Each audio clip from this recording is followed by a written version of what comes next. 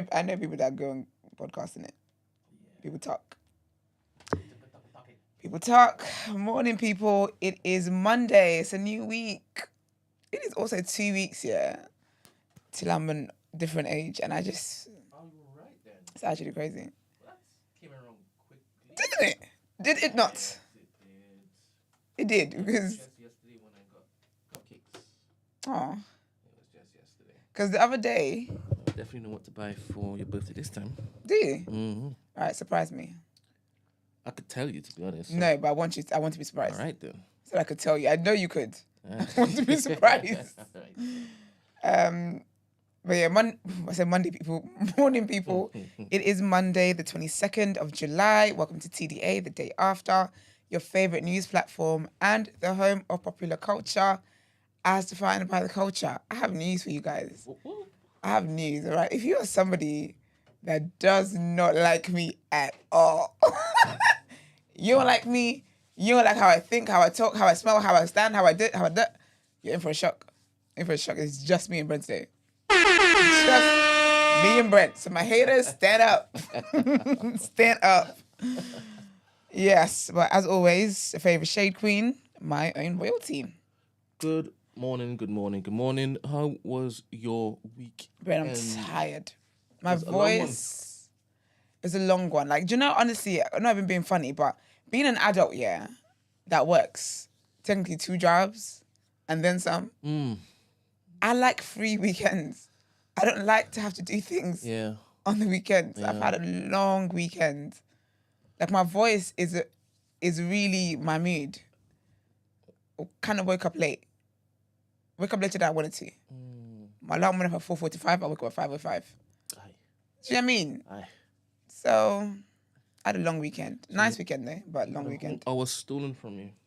Second? You had a whole hour stolen from you. What, from my sleep? You were supposed to wake up at 4:45. 45, and you woke up at 5:05. Yeah, that's 20 minutes. What kind of maths are you doing? 45. I thought it was 4. My bad.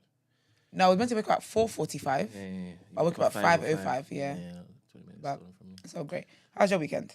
It was cool. What did I do differently this weekend? I got a lot of admin stuff done. What I do differently? How's that different? No, I'm trying to run through it. Oh. A lot of editing done. I wasn't able to go to the gym. I wasn't able to do any barbecue. It's the MB life, eh? Yeah. Chose you. You didn't choose it. Yeah. Chose I'm you. gonna try and get a medallion with the TNB square. Remember I told you that I wanted that? Do you remember at the start when you said, I don't want to say it out loud just in case it's not meant to be, but it's to do with, the camera can't good at anyone else. Can they see me like this? And they can't.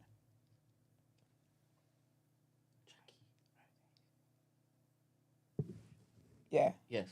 Do you remember what I'm talking about? Yes. Yeah. And I was, oh my gosh, I want one. That would be nice. That would be lit. That look cool. Amazing. I'm going to do that as well. Yeah. Make sure and get a couple so that... But I don't do that, so I would just be appropriate. You don't do what? You don't wear chains? No, I could wear a chain, child.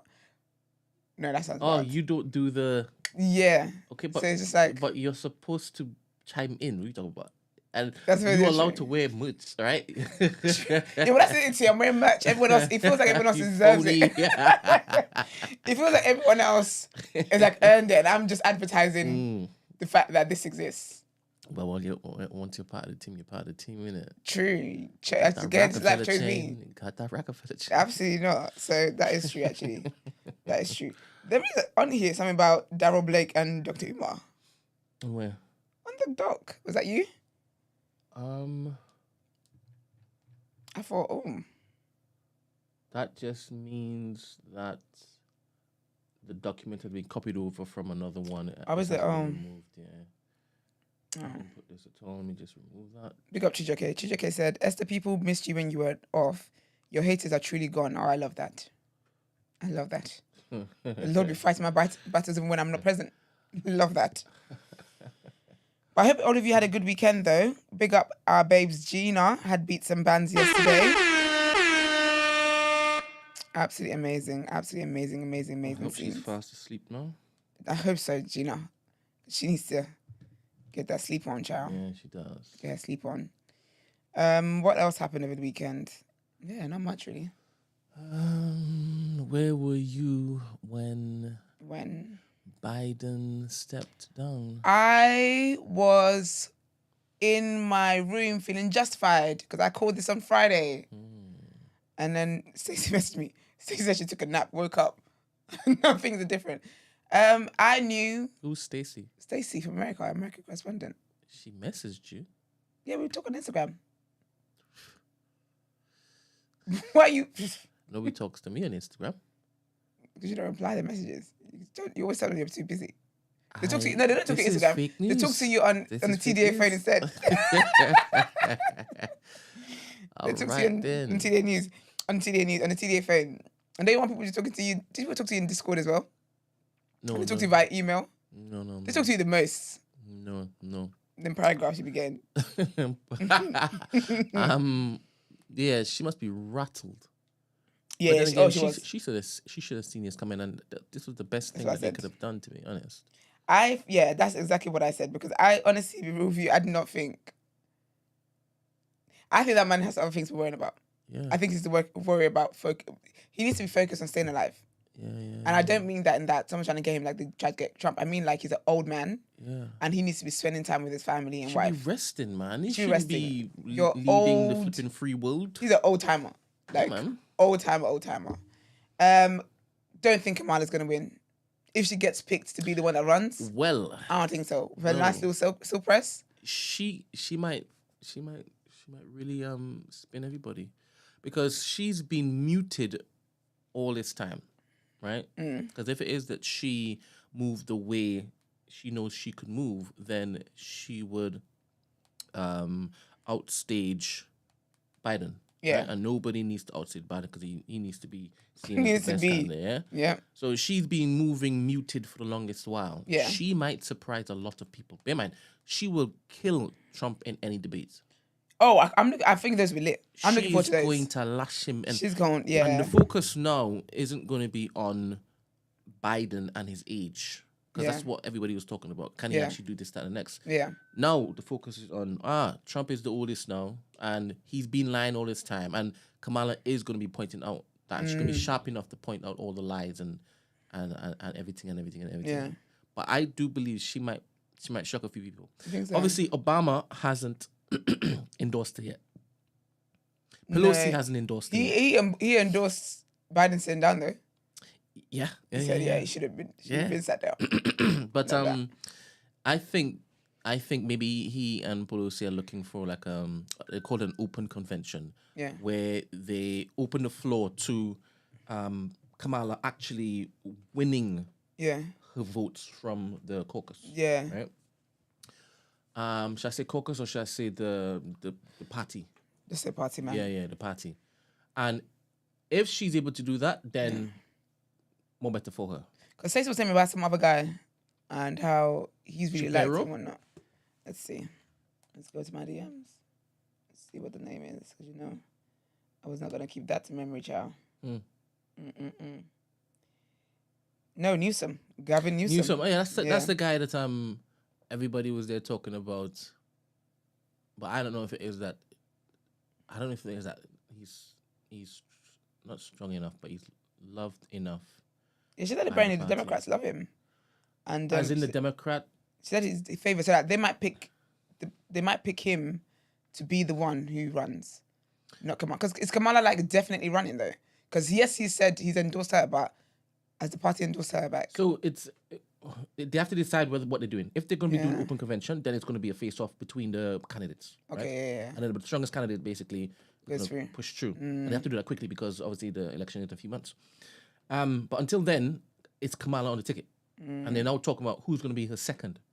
Right? And they're not mentioning Newsom. So I don't know how strong a candidate Newsom is, even though Stacey's saying that. But I guess Stacey will know more than me about that. Yeah, it's such a mess, man. She might shock a few people. I hope so. First, I like her, man. She's good vibes, man. I saw her bump to R&B. Yeah. I said yes, girl. She's the type of make an appearance at R&B stage and come to London. Love that for her. I'm here for me anyway. Female empowerment and all that great stuff. So. And she's got sense. Mm. She strikes me as intelligent. Love an intelligent woman. So. Yeah, well, to get to where she is. She's got to be. Mm-hmm. And I don't know if it is that Obama's not endorsing her because he had promised Michelle that when it's time. Why do couples do stuff like that? When Michelle? Time, Because if you don't stick to the lovely motivational seminars. You see how you say Michelle, like, there's no hope in the world. No, because you know what it is? I think, because this is why with politics as well, I don't rate it like that on a personal level. And this is why I say that with these people anyway, like they're all just power hungry individuals. Because I see her the same as what's her name? Hillary. Clinton's wife, Hillary. But they might also look to push Hillary and replace Kamala. They could do. Yeah. But I feel like when you, like, if your partners, obviously I don't know what conversation they had in it. So maybe it was actually Michelle's dream before it was Obama's dream. I don't know. And then she said, yeah, but what's the chance of you getting there? Chance of me getting there? We don't know what conversations couples have and whatnot. But I just feel like one person's done it. Like, why is that your dream as well, man? Like, I just think it's always a bit too convenient. But I would have the same energy if it was a thing where Michelle was the first one and then Barack came afterwards, or Hillary was the first one and then Bill came afterwards. Like, I just think it's not a family, it's not a generational, what's it called? Yeah. Where's Biden's wife then? Maybe he promised her at some point as well. No. But some of these relationships that you see, they've got together because of this whole power thing that you're talking about, right? Yeah. And they maintain it because Hillary and Clinton and Bill are still together. Yeah. That's bonkers. They don't have a loving relationship. Monica and all. Mm. Big up Monica, man. Free Monica. I think Monica had a hard time. Yeah, they live there, obviously on knees. I don't think that they have a carpet in the Oval Office. So. They definitely do. Yeah. They got that premium. Got rugs. You think they got carpet right? They got rugs. I'm not sure if they have carpets. I think what's the difference? Oh, so you're saying she won't have feet nails on the marble? So the carpet will cover everything, innit? But the rug is But I feel like she would have been on the rug though. In my mind, he would have been where Fitz was. He would have put a pillow. He would have put a pillow. No. In my mind, he would have been where Fitz was when Olivia was doing what she was doing. I can't remember that. I remember. It was right, the camera was right up there. The interracial stuff. So didn't tell you block your mind to that. You're ridiculous. Is Monica black? Oh no, they're both white though, actually. Is Monica black? They're both white. Bill's black. Bill's what? What? You should be on camera to my Bill's black. That's what everybody was saying. He's the first black president. Can you imagine? Well, because we're cheating. You see what black people, you see how, this is what Marx always says. Black people always try to gravitate to negatives. Is it because he was cheating? I don't. It's got to be. One part. Because they didn't say that when he became president. All the rappers loved him. Why? Surprise, he loved surprise. all the rappers. You know, he moved like he got soul and stuff. Yeah. They really loved him, man. Yeah, because he was in a strip club with them. That's why. It's crazy, man. Yeah, it's mental. Yeah, shout out time. But it's interesting, man. See what happens, what comes of it. Developments. Yeah. All right, well, let's get into our headlines.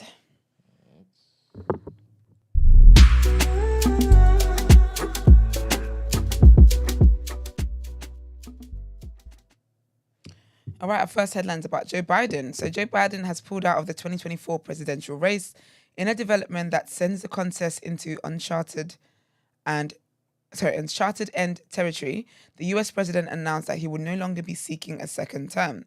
He has thrown his support behind Kamala Harris, urging Democrats to donate to her campaign as he pulled out. In a letter addressed to my fellow Americans, Mr. Biden said it had been the greatest honor of my life to serve as your president. He continues to say that I believe it is in the best interest of my party and the country for me to stand down and focus solely on fulfilling my duties as president for the remainder of my term. Mr. Biden made the announcement in a statement posted to X in which he said he would address the nation later this week to provide detail about the decision. Can I just say it's so interesting the times we're in that when you withdraw from a presidential race, you announce it on social media, on X. That's so funny to me. But you have to. Yes, but no, you don't. Where should you announce it? The news. But that is the news. It's but that's what I find funny though. Square. That's what I find funny though. Like we've moved so different in time that back in the day it would have been breaking news, and everyone would have found out there, or maybe even tomorrow morning in the newspaper. But now he just logged onto Twitter real quick. So he would have also sent out press. We didn't see that. But he would have sent it to the news stations so they can run it. That's what they always do. We're checking for news stations. You are not, obviously. And that's why it's also important to put on X because that's where everybody's looking, right? But he would have officially sent it. Send it there. Yeah. It's interesting. For a good time. And then our next headline is about Israel. So Israel strikes Yemen for the first time following deadly, was that Houthi? Drone attack. Well, let's go with Houthi. For the first time, Israel has struck inside Yemen following a deadly drone attack launched by Houthi rebels on Tel Aviv, which killed 1 and injured at least 10 others. Since October 7 attacks by Hamas on Israel, the Houthis have been targeting shipping in the Red Sea in solidarity, they say, with Gaza. After Israel struck back on Saturday, the Houthis said they launched a fresh barrage of missiles towards Israel, promising a response that will be huge and great. Can you imagine? Direct attacks on each other's soil between the Israeli military and the Iran-backed rebel group now risk creating a new front in a conflict that already threatened to spill over the region, with Houthi spokesperson Mohammed Abdusalam on Saturday describing the situation as open war.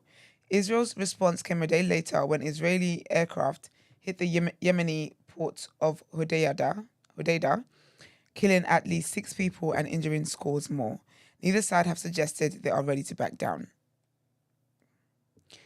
And our last headline, the Chancellor has hinted that she may give public sector workers above inflation pay rises this summer. Rachel Reeves' comments come after independent pay review bodies recommended an increase of 5.5% for teachers and some NHS workers. In her first interview from number 11 Downing Street, she said, "I really value public service workers in our schools, in our hospitals, and our police as well."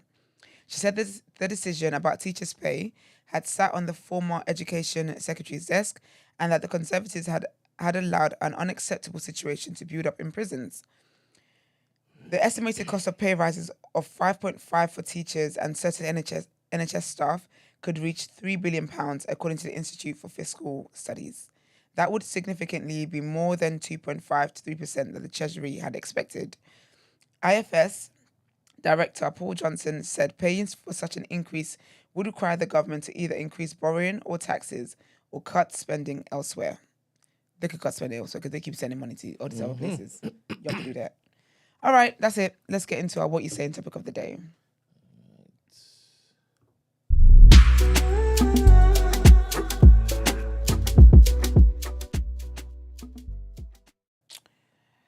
We are on a love spree over here at TDHL. We're third day talking about love and relationships. Thank God I'm in a great place. Otherwise, this would have been crazy. All right.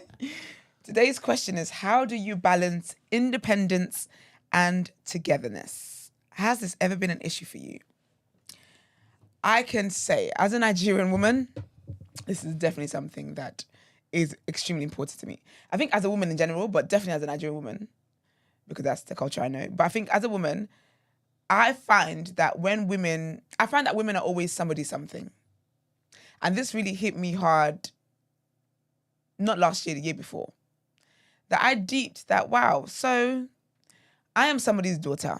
And because I'm the first girl in my Nigerian family, I act as the second parent. I'm the second mum. All my life, I've always dealt with that. And I realized that I'm somebody's child. I'm somebody's sister. I'll be somebody's wife. And then I'm going to be somebody's mum. And I was like, when will I ever get to be just me? Like, when will my life... Oh, you said you're going to be somebody's mum.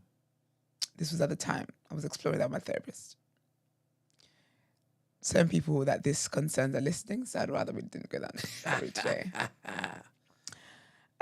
Yes, I was like, I'm always gonna be like, I'm gonna live a life of always being somebody something. Like, when will I ever get to just be me? Like, when would I ever get to just live a life where I don't have to worry about other people and take care of other people? Why is mine like that? What is it now? It's just dawned on me that what that means is that you wanted a period where you weren't somebody's daughter, but for that to happen, there would be no mother anymore, right? No, I don't want to be. Wow. There would be no You're sister. You're a sicko. There would be no brother. No. There'd be no auntie. No. What are you up to? No. I don't mind those titles. Obviously, I've got some boundaries with those titles, but it's more about. I think for me, the one I was like, I can avoid being is somebody's mum. Like I don't have to be somebody's mum. Do I want to be somebody's wife? Yes. Am I somebody's daughter? That's already in place and stuff like that. But when it comes to being somebody's mum, I can choose that. And that was actually around the time I was exploring the whole children thing with my therapist and whatnot. So, yeah, it was just dawned on me. And I was like, when am I ever going to actually just be like Esther? Like, when does Esther get to just be Esther and just live the life that Esther wants to live and whatever else? So whenever I am in situations, that is something I think about basically when it comes to love and relationships. It's about me being able to maintain my independence, but also being able to come together and build a life with a person. And I think that depending on your person you're with, it's easier to do that. I have found myself in the past in situations where I've lessened stuff about myself to be more with that person and be more of a unit with that person. That don't work for me. I realize don't work for me. But I think it doesn't work for me depending on the person that's on the other side of it. Respectfully, in fact, disrespectfully, people were not deserving of love I was giving them, child. They were not deserving of it. So yeah. So it has been an issue, I would say, in the past. And I think that moving forward, it is something that I'm very mindful of. But I've come to realize that that the person that you're with really makes a difference with that. Yeah. If that person has the same mindset as well and doesn't require of you to change who you are for the sake of a relationship, it's a lot more calming and a lot better. I'm mindful that you're doing something that I'm going to carry this on until you finish. I don't mind, by the way. Because I wasn't telling you off. I was just meant. No. I was trying to basically make it look like I was present. Yeah, I know. For as long as it took for me to finish and then get back to you. And I appreciate it. All right. So ask me the independence. So. You're so silly. Okay, so how do you balance independence and togetherness? And has this ever been an issue for you? All right, I need that explained to me. What is independence and togetherness? So when you're in a relationship, your life basically merges together. Yes. You're more mindful of that other person, things that you do. You're more mindful that the decisions that you make, plans that you have, all that kind of stuff will affect the other person. Yeah. So say, for example, with the new black and stuff, it consumes a lot of your time. Yeah. That will affect your relationship. Yeah, okay. Well, it doesn't have to, but it could affect your relationship because of the time that maybe you would usually have this time together, but now you've got these meetings, However, when you're single, you're able to pour a lot more. There's no one you have to explain anything to. You just get on about your day. Okay. So it's like when people basically say that sometimes when you're in a relationship, you can lose your independence because it's not just about just you anymore. It's about this union and partnership that you have now. Okay. What's the question again? So has this been an issue for you? In the past, yes, because I think my first dance, it was all brand new, and everything was in my head supposed to be to my liking, right? Because in my head, I had all the answers. Absolutely. All the right answers. Yeah. Right? And I hadn't been together with another human being. Okay, yeah. And I hadn't learned that it wasn't all about what I wanted it to be. Right? And from that first one, I learned a lot about the importance that proper togetherness could actually have on my independent, on my solo. Yeah. Right? And now I think that I'm old enough for the togetherness to not be compromised with what's happening on the external. Yeah. I guess everything TNB, family, etc., etc. I'm very, very strict with the boundaries of any social interaction that I have that may lead to anything together looking. Together looking, yeah. Yeah. That's fiercely important to me because I currently don't believe I've just been put on this earth for vibes. Yeah. For just togetherness with just like blocking out all the other Everything, yeah. And that includes friendships and relationships with other Yeah. people. Word. So I have a very good balance now. Yeah. I believe. That's good. And both are important. Yeah. That. So do you think this issue of trying to balance independence and togetherness is an issue more for women or men? So it says, which party in the relationship typically asks for togetherness? Did you even write this? Because that's not where I was going with that question. Where were you going with that question? So do you find it's more of an issue for, like, I would say that I would have thought who finds it more difficult to balance togetherness? Like, right, let's answer that question. No, togetherness and independence. Let's answer that question. So who do you find out of the genders more important? Sorry, who finds it more difficult to balance togetherness and independence? I would say women. And why do you think that is? For the reasons I stated earlier. Like, they're the ones, I feel like with the way society is yet. Because I found, like, okay, there's too many things to go through my mind. So, yes. I would say it's women because women, for some reason, I say for some reason as if it's not socialization, really. I'm such a sociologist. I love that for me. But anyway, when women... Second? So look at you getting into your bag. Love it. Mm-hmm. When it is that women are in relationships, there's this thing about when you get a man, you're very lucky to get the man. So you can't do anything to lose the man. Like, you can't let him slip from your fingers. Yeah. And so women kind of assume this position, the housewife type position. Yeah, so it's interesting. So I find women tend to lose themselves in that because you hear a lot of women when they come out of relationships be like, I'm trying to find myself again and I found myself again. And I'm getting back to the things that I love to do. And I think that, and I don't necessarily think that everyone's partners ask that of them. I think it's a subconscious thing that just makes women think that once you're in a relationship, you have to assume this role. Because I found as well, even like with women that get married, that when they're married, they just start assuming these roles. Like, they're working, like their partner's working, but they just assume like household responsibilities. And then after a while, they're like, oh, I feel so tired. And I'm like, but have you, like, who told you that to do these things? And they're like, oh, well, like, that's what a wife does, kind of. It's weird. It's interesting.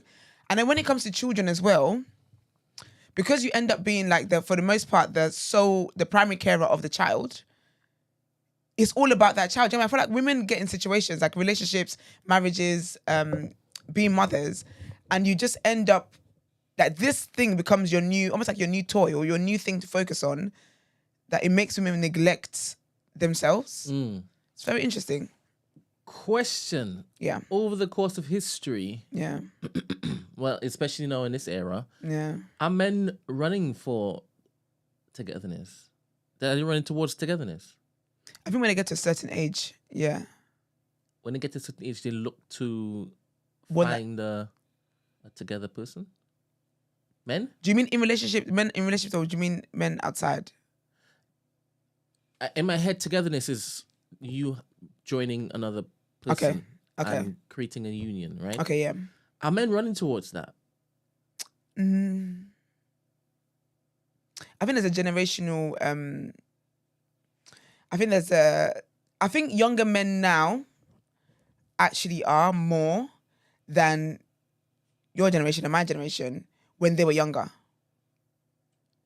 I think younger people are seeing more relationships and like the nice, sweet side of relationships and whatever. I think they're more open to being in relationships than like guys my age and older. That's why I said depending on the age, because I feel like they get older and then want that togetherness. And it's not something that they chase at the same age and same stage as women, I would say. Or maybe they do, they just don't admit it. This is the whole conversation we're having the other day with Stacey when she was asking those questions. So maybe men do chase togetherness. I don't think men talk enough about their desire to settle down. It's seen as simp stuff. You should be talking about how you want to run through women and have community dick. So I don't know that men chase togetherness the way women do. But I think when they get to a certain age, they do start chasing that togetherness. So during the youth years, Yeah. you don't see it prominently. But when they get older, you're saying Yeah. happens. I would say I see it more when they're older. Because when I think of togetherness, I'm not thinking of you just having a link or linking somebody. I'm thinking of actual substantial togetherness. Yes. And I think that tends to happen when they're older. Yeah. So essentially, I'm asking you, do men chase commitment? And not many men chase commitment. And I believe that's the case still. Yeah. So that balance of independence and togetherness, the independence is screaming in men's ears, especially the expectations kind of slapped onto them, especially in this day and age. Yeah. And I think, there is that as well. And I think also that's probably why as well, when women then get in these relationships, they feel like they have to do the most to keep it together because this person clearly wants independence. You want togetherness, but I'm going to try and prove to you why togetherness is good. So interesting. All right. So, talking in general, sweeping terms, obviously. Obviously. What benefit does togetherness have for women?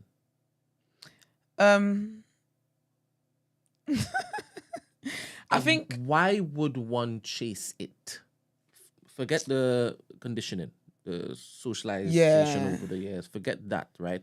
And it's a large thing to basically now answer the question outside of that because because it's so entrenched. I think companionship. I think for every human, I feel like men and women, they chase it for companionship. I don't believe that human beings were created to just be alone. And unfortunately, we're in a place where people think that companionship can only be romantic. But I don't believe that human beings are made to just be by themselves and be alone. So I would say that's the biggest benefit of being in a relationship or being in marriage and stuff is the companionship. Is having having someone that you get to do life with and grow with and explore things with and learn with. I say that's the biggest benefit. And I think for a woman, for anybody who wants children, that being your source of being able to have children and family would be one of the biggest benefits for them.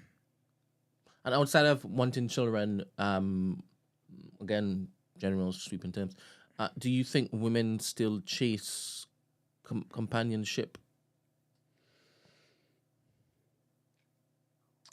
I think yes, generally sweeping. Mm-hmm. But I think that for women who, I think if the children thing wasn't a thing, I think maybe more women would choose to be single and have more, the same way men have independence and have more taste of the land. They probably would do that. I feel like they would, not even would, I feel like they, not probably, sorry, I feel like they would do that. Because the pleasures and spoils that men have been enjoying with independence, they want give me a bit of that, or get them a bit of that, not me. It's so interesting because obviously one would say innately, men can't give life. They can't have a child. Depending on who you talk to, innit? Yeah. So women are the only people who are going to feel what it's like to give life. And obviously through conditioning, they've been told that this is the most blessed thing and the most chaliced trophy ever have. But it being so difficult to now have that and also security with that companion. It throws up so much confusion. Right? Because what are you running down this particular path chasing if it's not something that's full? Like you've had in your head that I want this full thing and it's not full. And then you have this thing now where women are educating themselves more. Right? They are looking to climb the ladder. They can't rely on men because men are not out there looking to just be not protectors, providers. Right? And if they are looking to be a provider, look to be provided for other people too. Yeah. Right? And you don't want that because that's not ideal for you as a woman, right? Yeah. You want that one man to want you as the one woman. So you're battling so much. You're fighting so much. And then you realize it's slim pickings out there in the first place, right? There's so many women to men out there. There's so many available women to, available men. When I say available, I'm talking about men who actually want to. You actually want it, yeah. So what does this look like in 50 years? This whole independence and companionship. If there's some sort of drug that is invented where you put it in your veins and you remove that need for companionship, right? Right. As in from women, right? Because they've been conditioned, right? So it's in their blood. When it is that they're alone, they feel lonely, right? Whereas men could be chilling. Certain men could be chilling and be like, all right, cool, I like this, right? But you know what? I feel like men want it as well. I just don't think that it's a conversation that's had enough. Or like I think maybe it's not as loud as it is for women. Because with women, like we have like the whole fairy tale and like you find your Prince Charming and like the stories and the media stuff is very female centered about you finding this good thing essentially. But then I feel like men also want that, but those conversations they're not as many as it is when it comes to women wanting that as well. Because when you speak to men, well, with some men, they will say that, but you might not. That would be in a safe space where they've expressed that. But typically, they wouldn't talk about it as freely as women do, not feeling a way talking about. Do you know what I'm trying to say? I think there's a stigma to men talking about it, about wanting love. How many men in your circles over the years have you heard say they are looking for love, right? Outside of them just saying, yeah, it's hard to find a good girl. I think I've heard all of them want to say that they want to settle down, they want to find, well, not all of them, I know a couple of hoes. But a lot of them, most of them have talked about wanting to settle down and wanting to find a woman to do life with and da-da-da-da. And when it comes to, honestly, the men that I'm around, and this is what I was talking about, saying the other day, I haven't really heard many men say there's not many good women around that I know. But also, I think this is what I was saying the other day about how if you know how you are and what it is that you want, you should go for that. Do you get what I mean? Like, go for that. They've had mishaps with certain women that they thought was this and then happened to be toxic or happened to be da-da-da, whatever. But it's never made them say that there's not many good women around, because that's not true.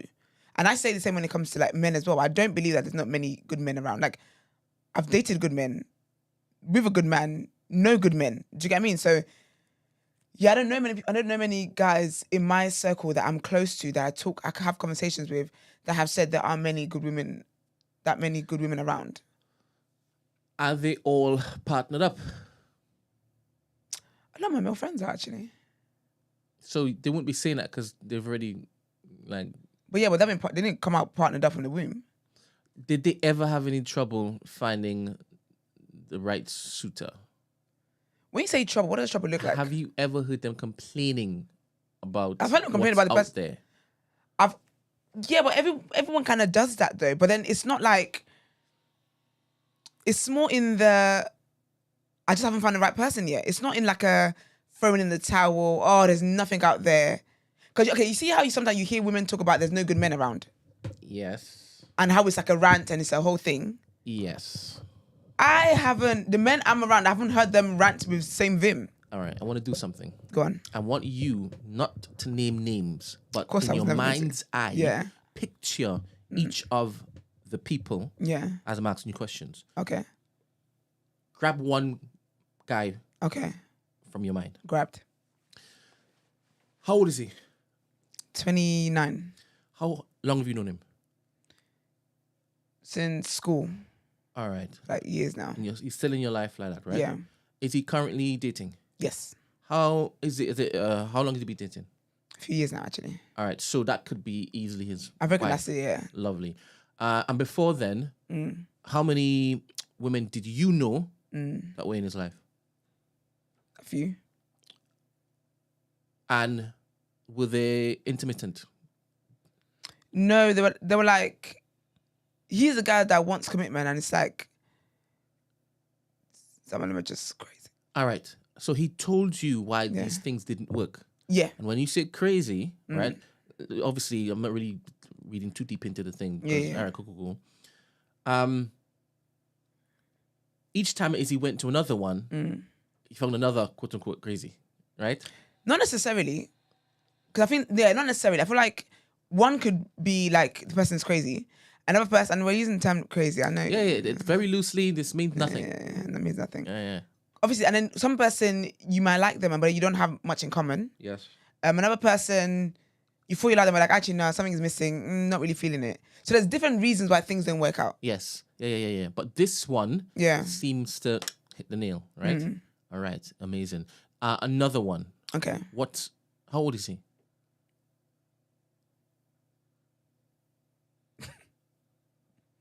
How old are people?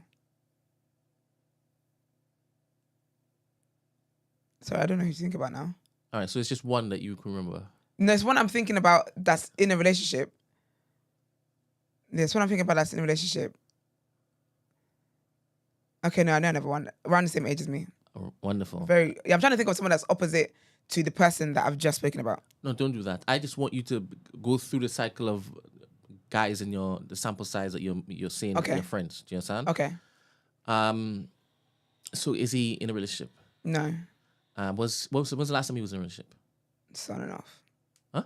On and off situations. So he's a situationship guy. Yeah, situationship. So he's not ready yet to basically settle down. He says he's ready, but he's not. He's not serious. He's not really ready. Yeah. He's just paying lip service. I question people's readiness based on the things that they do. Yeah, based on the person you keep going for. All right. So he has a type. Yeah. And that type is never going to be what he wants them to be. I don't think it's that. I think sometimes people are just jokers.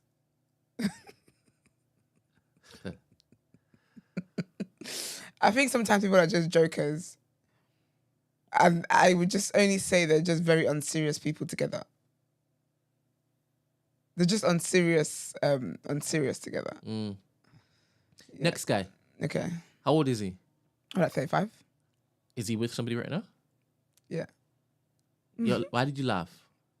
Because it's not going to last? No, I can't say why I laughed. All right, because it's too obvious. What the next guy?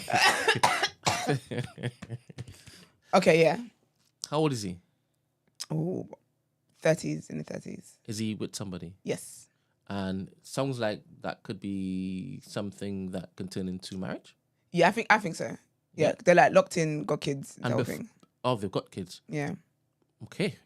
So, makes sense to get married now, right? Yeah, but... Yeah. Trapped in that? Not trapped. Well, 2 kids can't be trapped at this point, right? In a uni the first time. Damn it. Before he got with this person, what was his dating life like? No, they've been together for like years. All right, then. So this guy doesn't count it, to be honest. No. All right. Next guy. Okay. How old is he? Also in his 30s. Is he with somebody? No. And why is he not with somebody? What are his reasons? I guess hasn't found the person yet. So he's looking. Has he been trying? I don't know if people are looking. All right. So this guy, he's trying to be as independent as possible. Yes. Yeah, I don't know if he's looking like that. All right. So the percentage of the guys that you know, how many of them are actively, sincerely searching for a companion to build a life with? This is what I'm trying to say to you, because I have the conversations that I have with them. Like, you know how I am, how I get my therapy bag, I get in my open up bag and and they've all expressed they want to settle down. Now, whether they're taking the actions, There we go. But the to settle actions down. do not suggest that. So Yeah. they're just paying lip service in your Yeah. therapy session. But right? then the therapy Who session. wants to be the 35-year-old guy who's basically saying, I'm not interested in this, that, and the next. I'm not a serious candidate. I'm not a serious gentleman at all. I'm supposed to be. Right? Yeah. I'm supposed to have my head screwed on. Yeah. My work, my ambitions and whatnot. And now I'm supposed to build family. That's what parents did, right? So who wants to be the guy that tells you, I'm not interested in that? There's guys like that. Very But not in brazenly. your circle. Not All in of my them are saying circle. that, but yet their actions are suggesting otherwise. Yeah, but not in my circle that brazenly would say that. But also, when I see them in other spaces, they don't talk about this desire the way they talk about it, the way that they would open up to me about it. So when they're with their boys, it's like, oh, if it happens, it happens. Da, da, da, da. But I know that we've had a deeper conversation. It's actually something that you do desire, that you do want.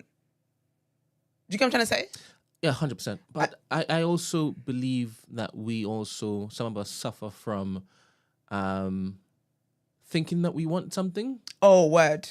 Right? Yeah, word. Not understanding fully who we see in the mirror. Yeah.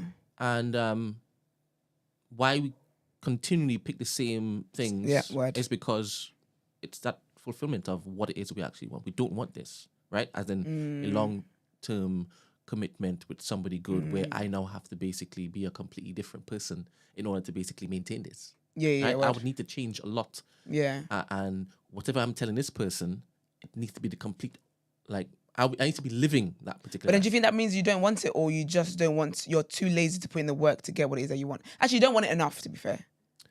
I could argue you don't want it enough. Because if you wanted it enough, you would do what you need to do to obtain that.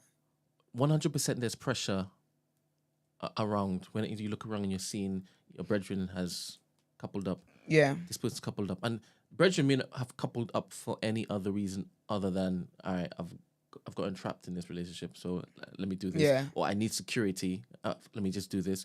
Or I need to shut my parents up, so let me just do this. Yeah. Or my workplace is not going to take me seriously unless it is I do this, right? Yeah, I can still carry on my philandering ways. I just need to be seen as, grown. Mature and whatever else. Because you get some sort of credit when it is that you get to a certain age and you look like you are actually got it a all together. responsible human being, right? Yeah. But deep down, you're going to continue doing what it is you're doing, but to the rest of the world, and a lot of men, 100%, they want legacy. Yeah. Right? That is that innate call for some of them, just like how for some women it's to get to have a child, children and right? stuff in it. Yeah. For men, it's carrying on their legacy, right? So they can raise up their youths, as bad as it is that they decide to live their lives. Do you understand? There is some sort of credit and gold in showing their brethren that I got a little me. Yeah. Do you understand? That's so funny. So those pressures, 100%, they lead to men going to basically, quote unquote, commit to a woman. But do they really want to? If they were told they could basically have the perception of being grown, right? They can have the freedom of going wherever they want to go, whenever they want to go, right? Having whatever it is that they want, and still have their legacy. I think a lot of them would choose that. If there is no stigma attached to it, there's no shame attached to it, right? There's no societal judgment. Yeah. I believe a lot of men would do that. And also, I believe a lot of women would do that. I was going to say, yeah. I believe a lot of women will basically do that. So maybe that's what the ideal future is. Obviously, it would be Sodom and Gomorrah. Chaos. Yeah, because there's probably things that I would do if I didn't have to have the responsibility.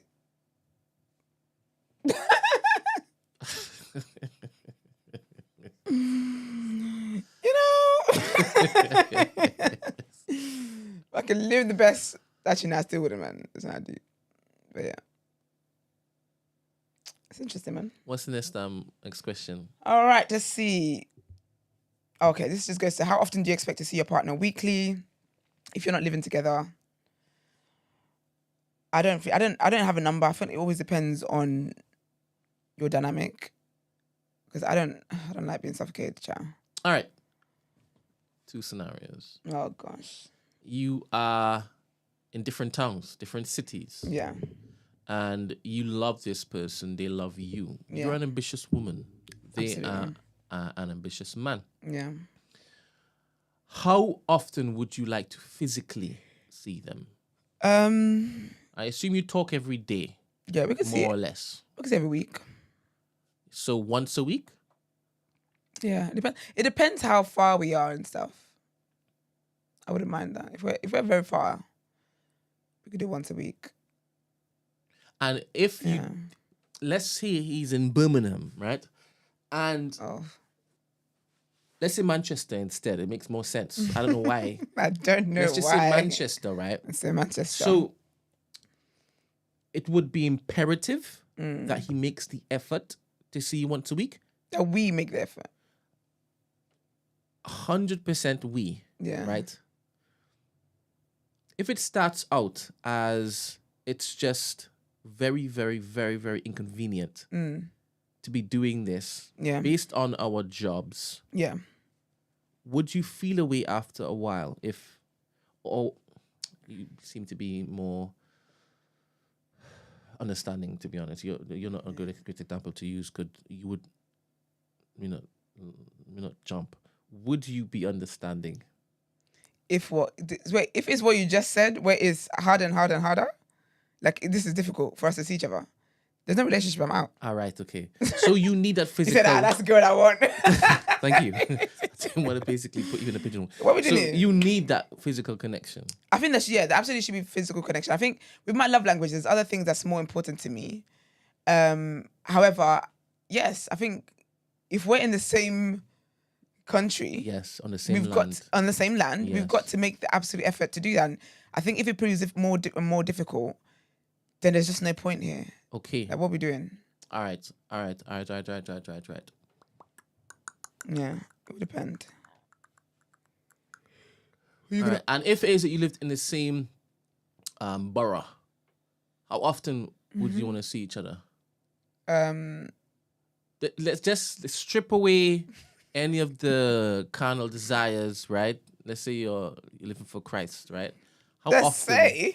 No, this is just... I'm not even talking about you at this point. I'm living for Christ. I'm asking you to basically embody or impersonate somebody else. Cosplay a heathen. 100%. Alright, let's do it. Let's cosplay a heathen. Whenever the mood strikes. So it's wait a minute. You said to cosplay a heathen. Wait a minute. But it's different though. So if it's for carnal things of the carnal nature, then whenever the mood strikes and you're very convenient, no, yes. If it's not for the carnal nature. But if it's for dates and stuff. If it's not for the carnal nature. Okay, dates. Yes. How meaningful dates. If you're in the same borough, how often would you need to see? I'll be honest with you, weekly, man. People are busy. People got work. Just once a week. Don't say weekly. Once a week. Yeah, once a week. Could be 5 times a week. Okay, no, once a week then. Once a week. All right, fair. Even if we're neighbours, bro. Like, obviously we'll find other ways in which we can see each other in between, but in terms of meaningful quality time together, once a week will do me, love. Yeah, and if it's not once a week, then you start to question, like, is he really interested in this thing? Yeah, but once a week is the absolute minimum. Wherever we can get extra in, we'll get extra in. Yeah. Once a week is not the maximum. Yeah. Once a week is the minimum. Yeah. So we might have time where I'm off work or whatever, so we can see each other more times and blah, blah, blah. Like, yeah, I feel like it just always depends. I don't have a number, personally. It just depends. And I think not every week is the same. And I'm saying that based off my hormones sometimes just makes me want to not be around people.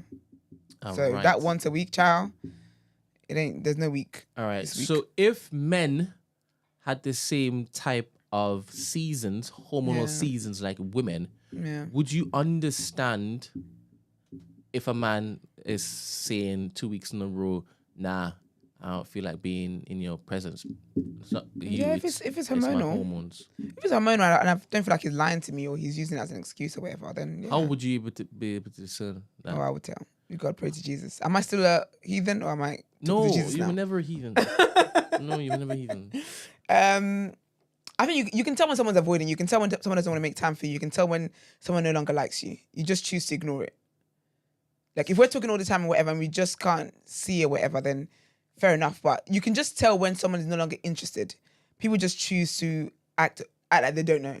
Yeah. The truth is that you feel like you're a burden. Yeah. You feel like you're a nuisance. Yeah. And chances are you are. Yeah. That your phone is their phone is ringing because you're calling them and they're thinking, oh, what does she want now? Yeah. They're shooing you off the phone. You just know when someone does not want to be with you. Yeah. So that's how I would know. But as women, Yeah, obviously, sweeping terms again. of course. Is it? They don't hear that when you say it. Only when I make general statements, that's when Fair, but like, oh my gosh, she's generalizing. But when you generalize, they don't hear it.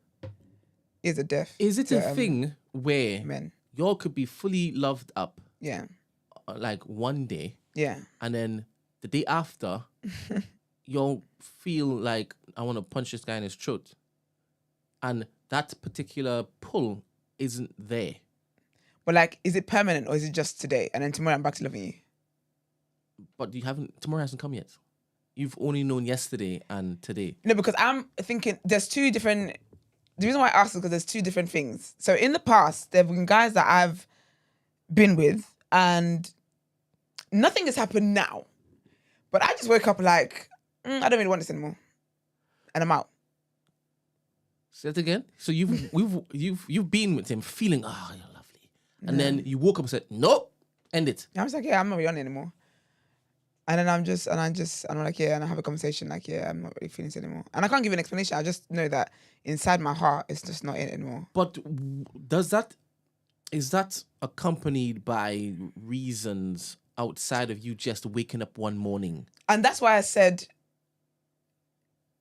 do you know what? It's like reasons that I'd move past the emotions I felt for the reasons. So in the moment where I've tapped out, things have been good and great and growing. But for some reason, I can't explain it. I've just woken up and I was like, actually, I can't bother anymore. I don't want to do this. Like the feeling is just like overnight, just off. Went to sleep, woke up different. In this scenario, that man would have no clue. Nah, man. And no heads up. And then it would hit him. Don't you think, obviously this is no justification for violence, right? But don't you think that would like spin certain human beings? Of course it would. No, to violence. I think it's spinning to violence if you didn't have violence in you, first of all. But question, do you think that there is possible violence in everybody? Yes. They can do something that nobody would ever thought they could do based on certain circumstances and scenarios, just combining to just hit this particular head. Right? Yes. So it's inbuilt in everybody, right? Yeah. Don't you think that is a reason? I think you should have self-control and discipline. Wait a minute. What, to understand what has just happened? Listen, yeah. And just walk away? Listen. Calmly? What are you going to do? Because whatever you do is not going to make me want you again. Fair. You're not going to get the result that you think you're going to get. So you might as well just heal, move forward. So what you're saying is that men shouldn't pour everything into a relationship just in case this eventuality happens. Not necessarily. So that they wouldn't be feel so invested. No, I don't think that they fight for this relationship. I don't think so. I think you can fight for relationships, but you can't fight for relationships when the other person is done. That's a waste of your energy. You might want to pour that into something else. Do you think that women are more logical than men? They're more rational. They approach situations more rationally. They approach thoughts and actions more rationally than men. I think neither parties. I think we're on the same level. Is that right? Yeah, I don't think men are more rational than women. I think they say that to themselves to make them believe that, but then you've just tried to justify violence with being dumped. That ain't logical. Is that what you got from what I said? Yes. You said you want to justify violence. I specifically asked. I started with. But with all your logical and rational glory. Then I that's said, what you came up with. If a man wakes up one morning, right, he just, he's lying down next to his boo-boo, right? Yeah, absolutely. And he wakes up thinking the world is just right. Everything's aligned, right? And then this person that in the desk drawer, he has the engagement ring. This person turns around and they said, not feeling it. Not today, boys. I asked you,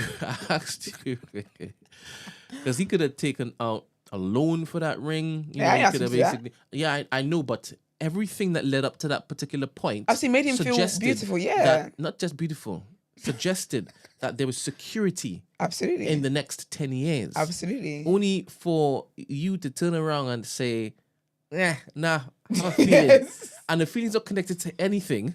It's not connected. There's no reason for me to have this feeling. But get out right now.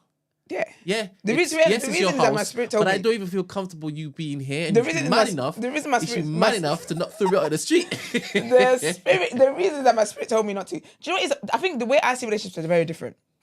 Like, things work out sometimes and things don't work out sometimes. It's sad. It's heartbreaking. I know about heartbreak. But I just feel like there's nothing you're going to do that's going to help, that's going to like win somebody. I don't believe in like trying to win somebody back. I don't believe it. I feel like if someone's checked out, leave them, because why? I couldn't try to win a guy back because I will always live in fear that you're going to leave me again, or you're going to, that something is going to happen again. But I think also as well, for me, the reason why I don't think that you should then go into a relationship and not put yourself into it is because that was that individual. I don't get with people who are still carrying baggage from their exes and stuff. I don't see why I should ever have to suffer for the sins of another person, of another woman you dated. Why am I in it? Because I'm not going to punish you for experiences I've had with other guys. So do you get what I mean? So for me, that's just not it. But the most part, anyway, there's always a reason for stuff. And the reason, even if she can't articulate the reason that there's obviously something not here. And that's why she's not interested anymore. That's why something's missing. That's why I asked the question. I specifically asked the question. Is there a reason as to why it is you've now woken up to say, oh, sorry, I thought that was the obvious reason. Like, there's always, if someone does not want to be with you, it's because this isn't it. That's always going to be the normal reason. But sometimes people don't want to hear that. So when you ask for the reason, I thought you meant something deeper, like, oh, like I woke up and I saw something, or someone told me. Like, sometimes people want more detailed reason, but sometimes the reason is just that it's just not you. You're just not the one for them. But that what you're saying, it will still have roots. There needs to be roots. Not necessarily though. Like, I might just feel like, something's just missing from this. That when you say missing, But I don't know what it is though. Because if you're going to ask me what's missing, I can't. No, I might not be able to tell you what it is. To be honest, I can't exact that from you. Yeah. I can't expect that from you because you're not in a situation right now where you can basically think about, all right, what do I think is missing?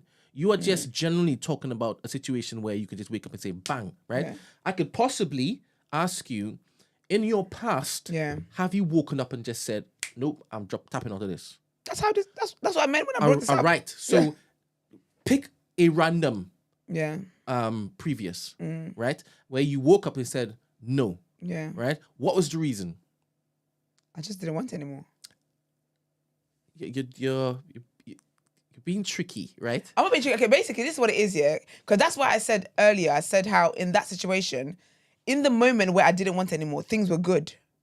But previously, he had cheated. This is what I'm looking for. But we'd moved on from, that. But you didn't. You haven't. At one point in time, you're like, wait a minute. No. I haven't gotten off over this. Nope. This is still edging me. No. And that's what I'm trying to explain to you. No. No, but that's why I had to move to the wait. If there's no reason, then why wouldn't a man like? But that's why I said earlier that there was situations that happened, but we'd moved past that situation. So at the time of me waking up, I can't explain it honestly. You don't have to. I really wake up. No. I don't. I'm not even trying to because I can't. This makes sense. You don't for need years. to. I woke up the next morning and I was like, actually, I don't want this anymore. You woke up with not for value nothing in your system. What? With value. No, remember that? No, sorry, I wasn't fine then, and no. But that's the thing, though. It wasn't even that. I wasn't angry about the cheating. I didn't say you were. But you said I wasn't fine then. You said I wasn't fine. So you were then. fine when it cheated on you. Well, you embraced it. Well, no, I wasn't fine when it cheated. But I'm saying if you're gonna act stupid, then we're not gonna have a conversation. I'll dial it back.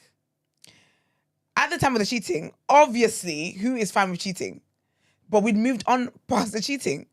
Like, the relationship carried on beyond the cheating. And the time I woke up and I was like, actually, no longer, nothing had happened, like, freshly. And even when I said I no longer wanted to do it, the reasons why I gave wasn't because actually you cheated on me and I can't move on from that. It was just I'm just not feeling this anymore. Like there was no, like I couldn't even, there was no links. It was just, I woke up and I'm just like, actually, nah, I don't really want this anymore. Do you get what I mean? So even though, yes, there was cheating prior to that, the cheating was, my reflection on the cheating was not why I tapped out. I just tapped out because I woke up and I was like, my feelings are off now. Fair, I understand that. Let's flip the script. Let's say he's woken up, you cheated, whatever, and this Same whatever, but cheating is bad, guys. 2 years down the line, right? He's woken up, and he's like, "Yeah, I ain't doing this anymore." Yeah. How are you moving? I'm gonna be sad. You'll be sad. Wouldn't you ask him for a reason? Yeah, of course I would. Of course I would. Not like that. I don't believe in such behavior. I would ask like, okay, what's happened? But if he says what I'm saying, where he's just like, I just woke up and I've got to take that. What am I going to do? Well, to be honest, if it is that you'd accept that, and of course I would. Then especially if you're living with him, just up your life and go. Then you're a strong woman, man. But I don't think it's okay. As a weak woman, then what's a weak woman supposed to do? How do you extract information from somebody that they don't have? As in strong enough to ignore the need for answers. Okay, but the thing is though, this is my thing. I've always said this for years, right? I think this is why I'm thinking the way I'm thinking. I believe that being able to get closure from a situation with a person is a privilege, right? You're not always going to have access to that. And the reason why I think about that is that what if the person died? I'm not going to have answers. So because I think of it like that, like, it's a nice thing to give someone closure. It's a nice thing to give someone reasons. It's a nice thing it's a nice thing to help them understand so that to aid in their moving on, especially after you've contributed to the heartbreak. However, it's not always going to be something that's available to you. So I can't move and I can't program my mind that you will not be able to move on unless you have closure. I believe that's a problem. Like that's not going to serve me in life because I'm not always going to get the opportunity to get closure from a person. I'm not always going to get the opportunity to get explanations from a person. And one of the most difficult things to do is having to move on without getting explanations from people. I've had to do that twice in my life. Where I've had to move on with no explanation, no nothing, just the information I have, and I have to then go forth and heal and move forward. You've been dumped twice? I've had situations where I've walked away twice, yes. But you walked away? Yes. So... That's still a breakup. No, I don't understand what you're saying. That's fine. Wait a minute. Sometimes everything you need to understand. You mean why they cheated wasn't given, the answers weren't given to you? Is that what you're talking about? These two relationships that you walked away from. It's not as black and white as that. But okay, even if, I can't say one of them because I'm just not going to do that. But even like the one that you know about. Yes. Yeah. With that, I didn't get answers to anything. One could say that with the actions that was happening is the answer, but it isn't. Or it wasn't. I mean, that specific situation, yeah, you kind of gleamed responses. You kind of had your answer. You had several different answers. Right? One could say that, but the reality is that those aren't answers. Well, I can point out certain and I bet answers. you can. I mean, but in this scenario, that outside of that, I'm saying like there's nothing, right? There's it's shrugs. Yeah, I've had that before. All right, fair. Yeah, but what am I gonna do? I'm not gonna squeeze answers out of a guy that clearly isn't mature enough to have a conversation or anything like that. Yeah, I mean, he did what he did, and I was like, okay, well, I'm not with what you did, and then conversation was meant to be had, and the person just was not receptive to the conversation we were meant to have.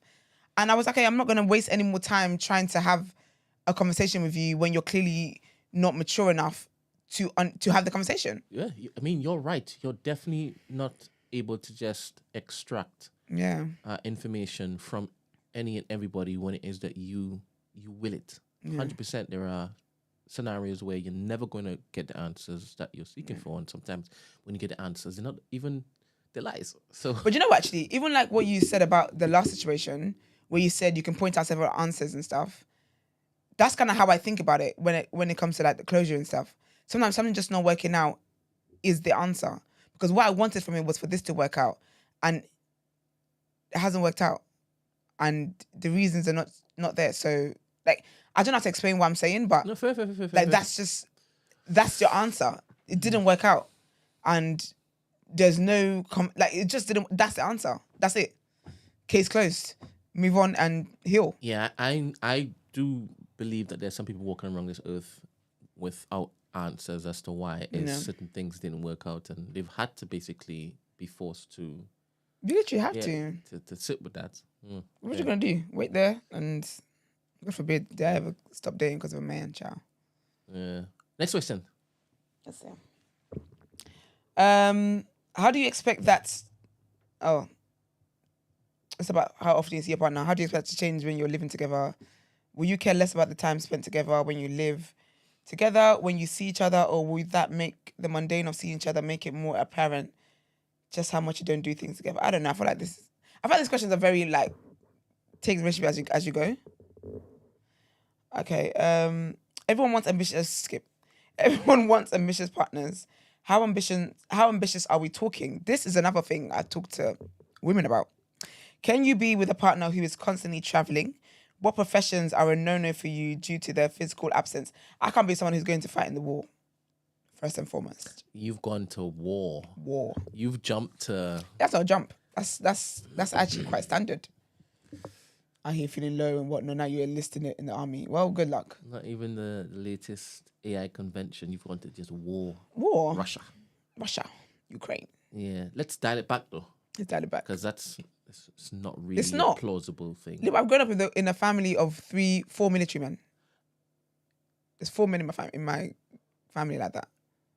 As in my granddad, my uncles. Yeah, but this is that's not far-fetched. This is definitely not everybody's yes, but it's my reality. It's a reality that you live in, but it doesn't look like your future, right? That's what I'm saying though. No, but the question was, what professions are a no-no? And I've answered. I'm gonna jump in by answering that. Oh, it says what professions are a no-no for you due to their physical absence? Soldier. So that's what you mean. That's what I'm telling you. You're never gonna get with a soldier. No. Lovely, right? So what else? Well, I mean, traveling salesman. Traveling salesman make me laugh. They miss scammer vibes. It depends how. Yeah, I don't think I'd want a partner that's like traveling all the time. I think it depends, man. Because I've been with somebody who was traveling all the time. It depends how much time we get together when you're back from traveling and how you prioritize me. Like I dated someone who was touring, and whenever he came back, he always saw me. Even if it was like for literally one day, we would spend time together. And it was really sweet. Yeah. So that's in your youth, isn't it? Yeah, but... when you're building a home, it's going to be different, right? But the home I'm trying to build is different, though, to everyone else's home. All right, then. So the home you're trying to build, you can still, like, entertain the M&T rooms for more days in the year than not. Yes, depending on what our relationship is like and if it's temporary. I feel like I always say that when it comes to things with relationships and certain circumstances, if there's an end date to it, then yeah. If it's indefinitely, no, I can't. If I know that you're touring this year, 2024, then I'm aware that, okay, that this is temporary in that there's an end date. If you're saying I'm touring indefinitely, we don't know when tour's going to stop, I can't do that. I can't be in a situation like that. Because there's no end date. So I'm just suffering. All right. So you definitely won't get with a musician. So a soldier, a musician. I can though. I can get with a musician depending on, again, what their schedules and stuff is like. They're not every musician's on tour all the time. But also, I think what's important as well is what I'm doing.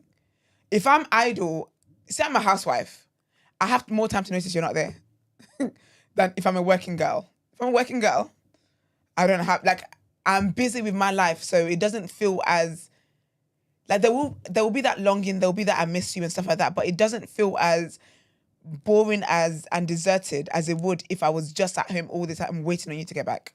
Do you know what I'm trying to say?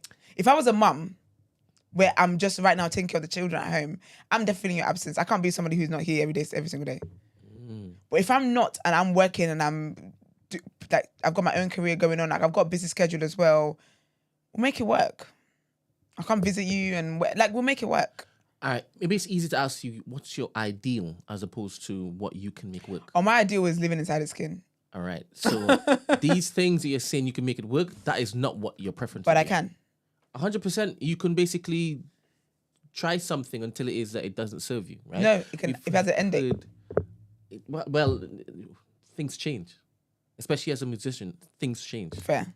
So one year it could be I'm just touring for 3 months. Yeah. The next year it could lick off differently, and True. it's now I'm touring for 9 months. Yeah, true. And I'm not with musicians, so it doesn't even matter. All right, but your ideal preference is to. It's to be together. It's to be together. My ideal is I don't think is anyone's ideal to. Well, people's ideal could be actually to be away from the partner, but my ideal is not to be away from my partner. However, should that happen, I will adjust. And let's just say, because obviously right now we don't know, but a child now is sprinkled into the mix, or children are now sprinkled into the mix, and that traveling salesman, that traveling musician, is now traveling. But it's vexing you because remember you're holding the fort. Of course, you're raising the children. You're having to work also. Oh, I'm not working. Also, it must be high. But this travel musician he's what? He's not the lead. Man. No, he's the what? He's a kit man. He has to look after the main guy's outfits.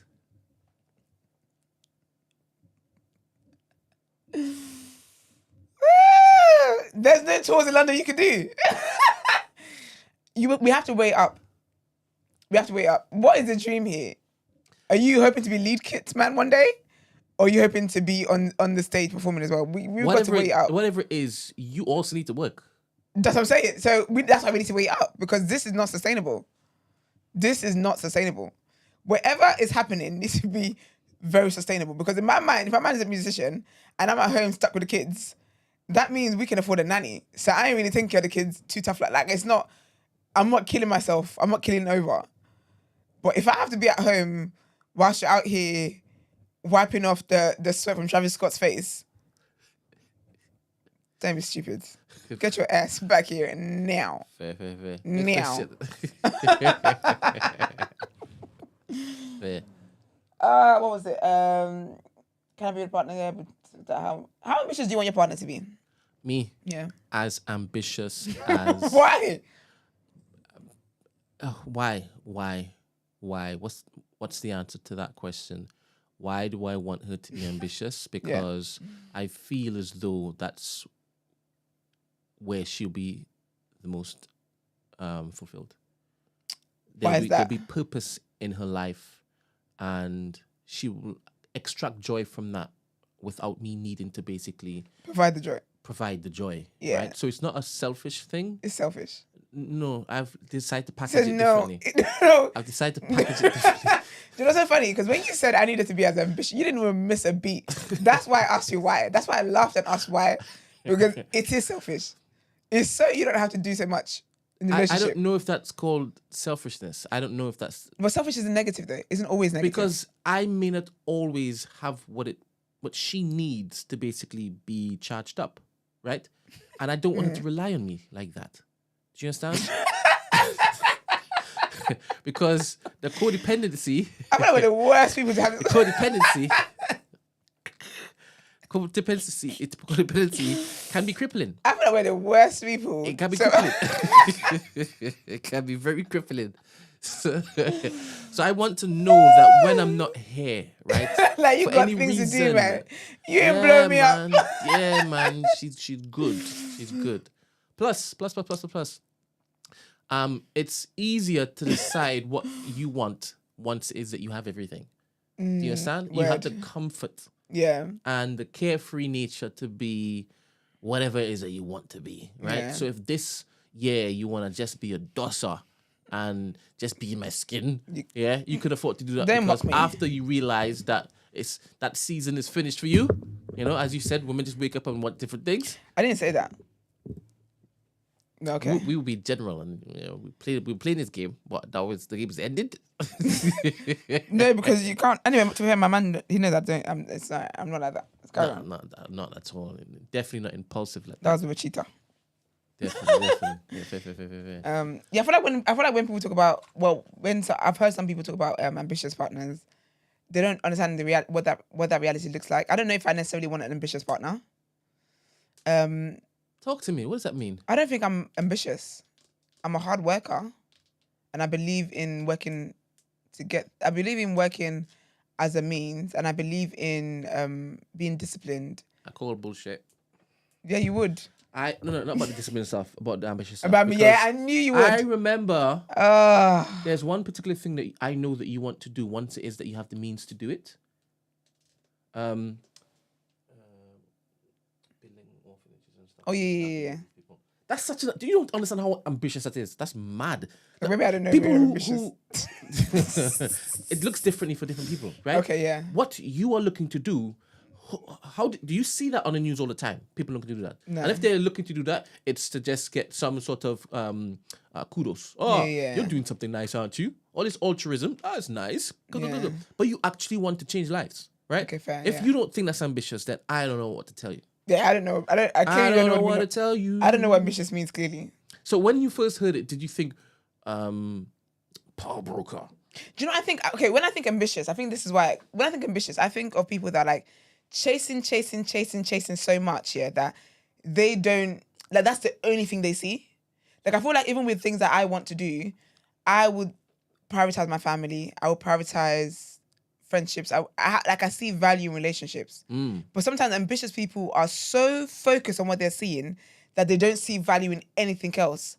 And so when I say I don't want to be ambitious, guys, because I can't imagine being with somebody who neglects me and neglects our relationship and what we're building because they're just trying to focus on this one goal. And I think because I've dated ambitious guys in that sense, yes, where the only focus was that, yeah, I felt like this isn't a priority for you. And I felt like I can't make life decisions with you because, say, for example, we're to have children, I would just be a single mother in this. If we were to get married, I would be lonely in this marriage because you're only focused on that thing. And like, you're so ambitious that you can't balance having, like, you can't balance the other things that are important in your life. So whenever I think ambitious, I always go to that extreme, unfortunately. So even though they're in a committed relationship, they're still moving like they're independent and unable to basically provide you with whatever it is that you need to feel as though you are also part of this thing. Because my needs in relationships are emotional needs. So I feel like you would not be able to meet my emotional needs because you're focused on that. So some people, honestly, I think back and I think, Jesus, I don't have a child by this person. Well, it's a good thing for me to tell you that 100% an ambitious man doesn't necessarily mean a man that will not and can't be there for your emotional needs. Thank God for that, Brent. Yeah, 120%. Yeah, I think I've definitely realized and. Oh, no, you do. Well, I have that, so it's wonderful, isn't it? Yeah. Isn't it? Isn't it? Yeah. But ambition is a good thing. It's a reason why people wake up in the morning. Yeah. You know, with that pep in their step. Yeah. It's a reason as to why is that they pick the routines of you know, healthy diets and healthy date nights. Yeah. You know, it's an ambitious man is a good thing. An ambitious woman is a good thing. Yeah. I never think of it differently now. Because I think about it, like, it's ambitious, but it's so useful, man. Yeah, so now that like we've redefined ambitious, I'm thinking is ambitious. Solutioners, man. The solution finder is the best thing. Less complaining, you know? Like, how do we fix it, you know? Let's not stop here and diddle-daddle with twaddle, you know? Let's keep going, yeah? Love it. Yeah, man. Yeah. I'm telling you. Anyway, next question. That's it, Brent. That is it. That is it. Amazing. Unfortunately, because it's just me in here, I don't got time to. I can't multitask and go through the comments. I don't know if there's any questions. Well, about that. If they wanted to basically talk to us, y'all could have gone on the Discord. Yeah, I was there chilling. Yeah. All right. I don't know. Wonderful. Let's get into the next headlines. All right.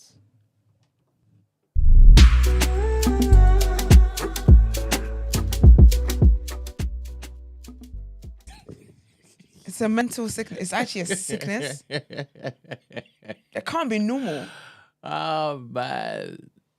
Like, what are you going through? The thing is, when it is that we have our debate show, he's gonna be just jizzing everywhere. Oh, I couldn't hear that, Brent. I don't know. I can't do it. I can't do it. I'm going to be behind several burner accounts. I'm going to hire a room for the people, yeah. But it will be his time to shine. I don't want him to shine. I don't. And that sounds like such a witch. That is such a hater thing It's such a hated thing to say, but... Like, you open your mouth and did. said, I do not want him to shine. You're so mad. I'm trying to find the emotion where I feel bad for saying that. Yeah. You just did. You can't find it. It's nowhere. Can't find it. See, no closure. No closure. All right. Our next headline: under sixes passed from school to school as exclusions soar. See, the kids are bad. School exclusions are at an all-time high, government figures show, with more than 85,000 primary-age children excluded or suspended last year. Of those, 27,500 were aged 6 or under. What are they get suspended for? While many schools adopt a zero-tolerance approach to behaviour and discipline, at Templewood Primary School in Welwyn Garden City, Hertfordshire, head teacher Catherine Martindale has taken the opposite approach. Exclusion and suspensions are banned. They don't work, Miss Martindale told Sky News. You are ultimately telling the children that they're not valued, then they go home, basically. The overwhelming majority, 97% of primary school age children are excluded, have special... The overwhelming majority, 97% of primary school age children who are excluded have special educational needs and disabilities. Sophie Small of Children's Early Intervention charity Chunkz UK tells Sky News. Responding to the Department for Education figures on exclusions, Minister Stephen Morgan said they show massive scale of disruptive behaviour that was developed in schools. We are determined to get to grips with the causes of poor behaviour. We've already committed to providing access to specialist mental health professionals in every secondary school, including free breakfast clubs in every primary school, and ensuring earlier intervention in mainstream schools for students with special needs. That's quite sad, actually. And our next headline is about the Microsoft IT outage. Dozens more holiday flights have been cancelled across the UK, resulting in a third day of travel chaos for airline passengers following CrowdStrike's botched software update. After hundreds of flights were grounded by the global IT outage on Friday, knock-on delays have continued through the weekend, with EasyJet so far cancelling 24 flights at London Gatwick and British Airways cancelling a dozen flights at London Heathrow on Sunday. It comes as Microsoft released a recovery tool to help repair Windows machines hit by the glitch after the company disclosed that 8.5 million devices were affected. The tool is designed to aid in quickly recovering impacted machines via a bootable USB drive, whilst CrowdStrike work on rolling out an automatic fix. However, IT experts have warned it could take weeks for global tech infrastructure to fully recover. Do you know how lit it is here to own Microsoft and you essentially stop the world? It's a mini pandemic. That's lit for you, yeah? No, it's lit as the owner, as an ambitious man. What are you smiling about? No, so what's lit about it? That just like he controls so much. Imagine when TMB is up here, and now nobody for the next 2 days can listen to can watch any media stuff, can because we power it. It's sad, but also for the owner, like that's how much you control. I'm thinking about the power side of it. Oh, 100%. And it looks like it's gingering you. I like power. I know. I love a powerful man. Ambitious. Ambitious man. I do like an ambitious man, actually. Yeah, it popped a lot of people down, man. Even on Saturday. Even on Saturday? That's probably what I could have told you. I also did on Saturday. I went for a family brunch in it. Oh, nice. Yeah. Oh, you went brunching? I got there late. So you got lunch? There's always one. I should have just ordered a few of the starters as opposed to getting the main that I got, because that starter was nice. It was so nice. Where did you go? Can you say? I went to Steak and Grill. I think it's what it's called. Steak and Grill. Okay. It was in Victoria. Is it really nice? No, Okay, never no, mind. but the starter was nice. The starter was nice. Fair. What was the starter? Um, You're not giving me much. You doing focus yeah, on what yeah, you're because focused on. Let me I'm finish trying reading the to headlines. remember the name of the starter. Is what I was doing. What food was it? What do you mean? I don't need the restaurant name. So it was shrimps Okay. in vermicelli, fried vermicelli, Okay. right? And it had a sweet chili dip. Okay. I could still taste it in my mouth, man. God damn it. Your eyes are closed. Yeah. But the funny thing was that each time it is I meet up with the family, right? When I'm what happened? I tell you after the show. And Bobby's there, right? Yeah. Um, Is it each time what? each time I meet up with the family, Mommy's there. Yeah. Right. So Mommy would then, try to flex her new knowledge, right? Because she's very, very tuned into what's happening around the world. Because wonderful. obviously she's a Christian and she thinks all these things are connected. And yeah, Jesus it's is coming Antichrist soon, and that. right? Yeah. She Does she think Trump is Antichrist as well? She even asked me, do I believe in the rapture? Do you understand? As in... That's happening now. Soon. And I said... Do you believe in rapture though? I feel like every Christian should. It's in the Bible, no? All right. Let me just spend 2 minutes talking about it, right? So... Yeah, because you know what 2 minutes. What's going to happen like when this. Jesus comes back? Trump is going to sound. Jesus is going to appear in the sky. The saints and them are going to rise up to glory, child. Then we rise up. Then, what is it?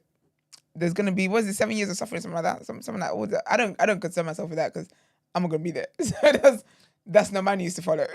Yeah. I'm going to be up in the skies. Yeah. And isn't that something about like, dead bodies raising and stuff like that? I don't think I want to see that part. That looks a bit scary. Yeah. But, yeah. So you're essentially going to be whisked away, right? I'm going to whisk away. Yeah. And the people that are left are going to be just dealing with left the things. with whatever happens on the earth. Yeah. Yeah, cool. I mean, Tyranny. so we talked about the heifers, the red heifers. Okay, yeah. That's happening in Jerusalem and this, that, and that, not Jerusalem, Israel. And then we started talking about, the Book of Enoch, this, that, and X, and where Stephen's already gone. Mummy hasn't yet because there will still be a sticking point because she hasn't. I'm not interested in the Book of Enoch. Don't tell me about that because it wasn't in. It wasn't in the Bible, yeah. But she's not even hearing me when I'm saying, but they're pastors on the pulpit. She don't care about it. No, because that's not she pastor. hasn't She used that listens yet. to. Yeah, but I do believe she will, right? Okay. Because I've now introduced the whole. Enoch is in the Bible. He's referenced in the Bible. Right? Yeah, he is. Yeah. So once I give a little, then she'll protest here, but then she'll go home and she's like, "Let me look into this," and then she'll come back next time and like.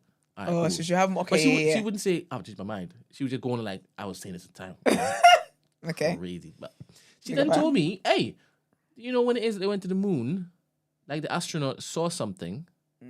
I said, and when I was like, "That's way in, right?" Yeah. I grabbed Steve. I said, "I've got it, right?" I said, "Mommy, what did this? What did they say?" And then she just pivoted and just went somewhere else. I'm like, "No, you can't do that. You can't tease me and then F off." What did she think they saw? Mommy wouldn't tell me. But if it is that she... Maybe she don't think you already. Maybe. That's another thing she said. She also said, hey, I've seen certain things in the spiritual world, but I'm not allowed to tell anybody just yet. I said, huh? So somebody told you not to say? Said, my mom was like, So I said, Steve looked at me, he's like, wait. So you're part of all of this, right? So when are you going to get a nod? Like... Go ahead. Like, I don't know yet. I'm thinking, whoa. Like, whoa. You got family brunches are lit. Oh man. But anyway, so they're trying to get me to go to Turkey because they. I'm not going. Right? Why don't you do this every year? I guess thinking that something different could happen. They're expecting different results at some point. Funny thing is, they know that when I'm there, it's much litter because obviously I'm the wild one. And that's what they keep asking. I am the absolute wild, but I'm also the one who is always looking to be. Let's not make this a big deal. You understand? But that's what they keep asking because they're like, please, are you gonna go? No. Oh, is Stephen going? Yes, because that's why everybody else is going because his family's gonna be. Wanna play? He's the center of it. His family's the center. They've got the cute kids, right? Oh. Both all my nieces and nephews are so sick, like cute and stuff in it. Yeah. But he's got the perfect family, Oh. and like they're like things to play about with because they do They're the just, cute yeah, things they're and, just cute, yeah. and they're so well behaved. Do you understand? So you could take them places and they will those are and they will best love kids. everything and that you think and they please can I have such and such. Of course you can. You act so politely. Here you go. No, listen, kids like that can't be around them. I'll buy them the world, take it all. Come home, the parents are like, they never allow that. Like, it's fine, they wanted it. They're so well spoken. They're gentle. They're well behaved, and they're cute whilst they're doing it. For example, Simeon has this picture that Susan basically showed. It was Simeon before, when he went to school. It's all tidy and smart and lot. And then the Simeon is taking a classic of a picture, and then she's like, "Look at this! Look at this!" And Simeon's like.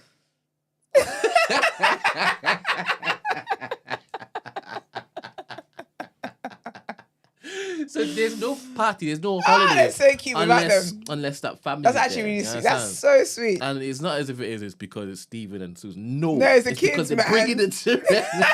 The kids are the star boys. Love that. That's so cute. So I'm looking forward to when it is my sisters have children because then it's gonna be like so adorable. Much more exciting because they're living vicariously through these ones. Kids. They're spoiled. They're the first grandkids. 100%. They have a good time. 100%. But they don't move like they're spoiled. Like they've been raised that's nice. very well. Like very, very well. They're appreciative of everything and their standings. And you're still seeing such reverence and respect for the parents. Well, do they wear suits to church? They wear suits to church? No.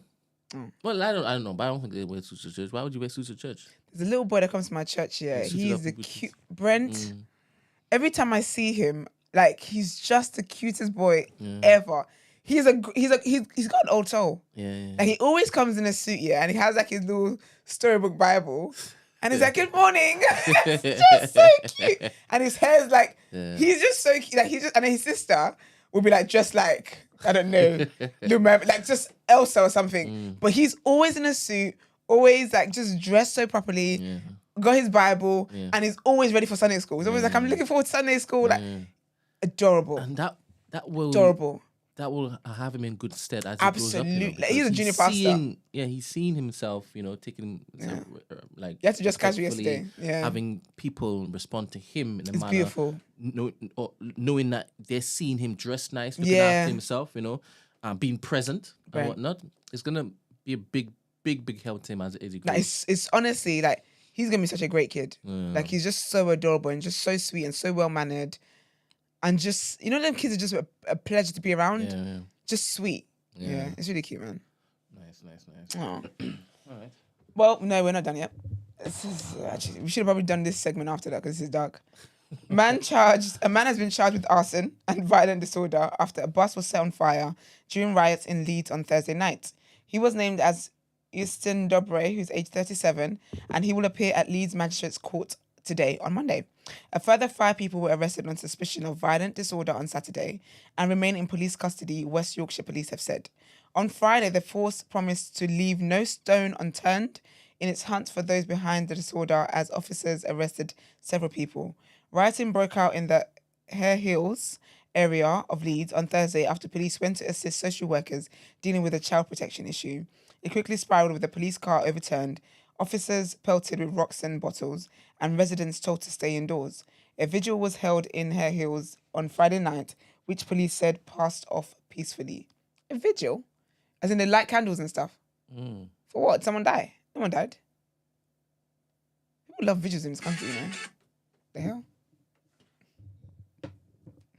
People love vigils in this country. Anyway, time to pay some bills. Let's get into Word on Road.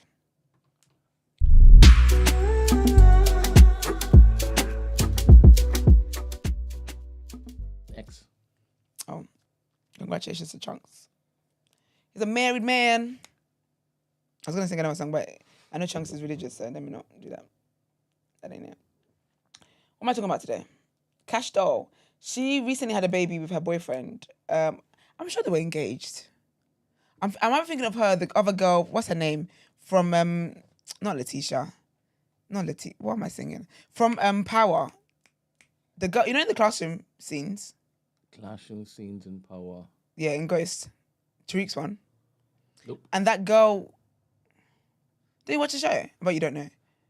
The classroom scene has Tariq, Diana, and that other girl, that tall girl, the girl that lawyer. She did like she was a intern for Andrew Tate.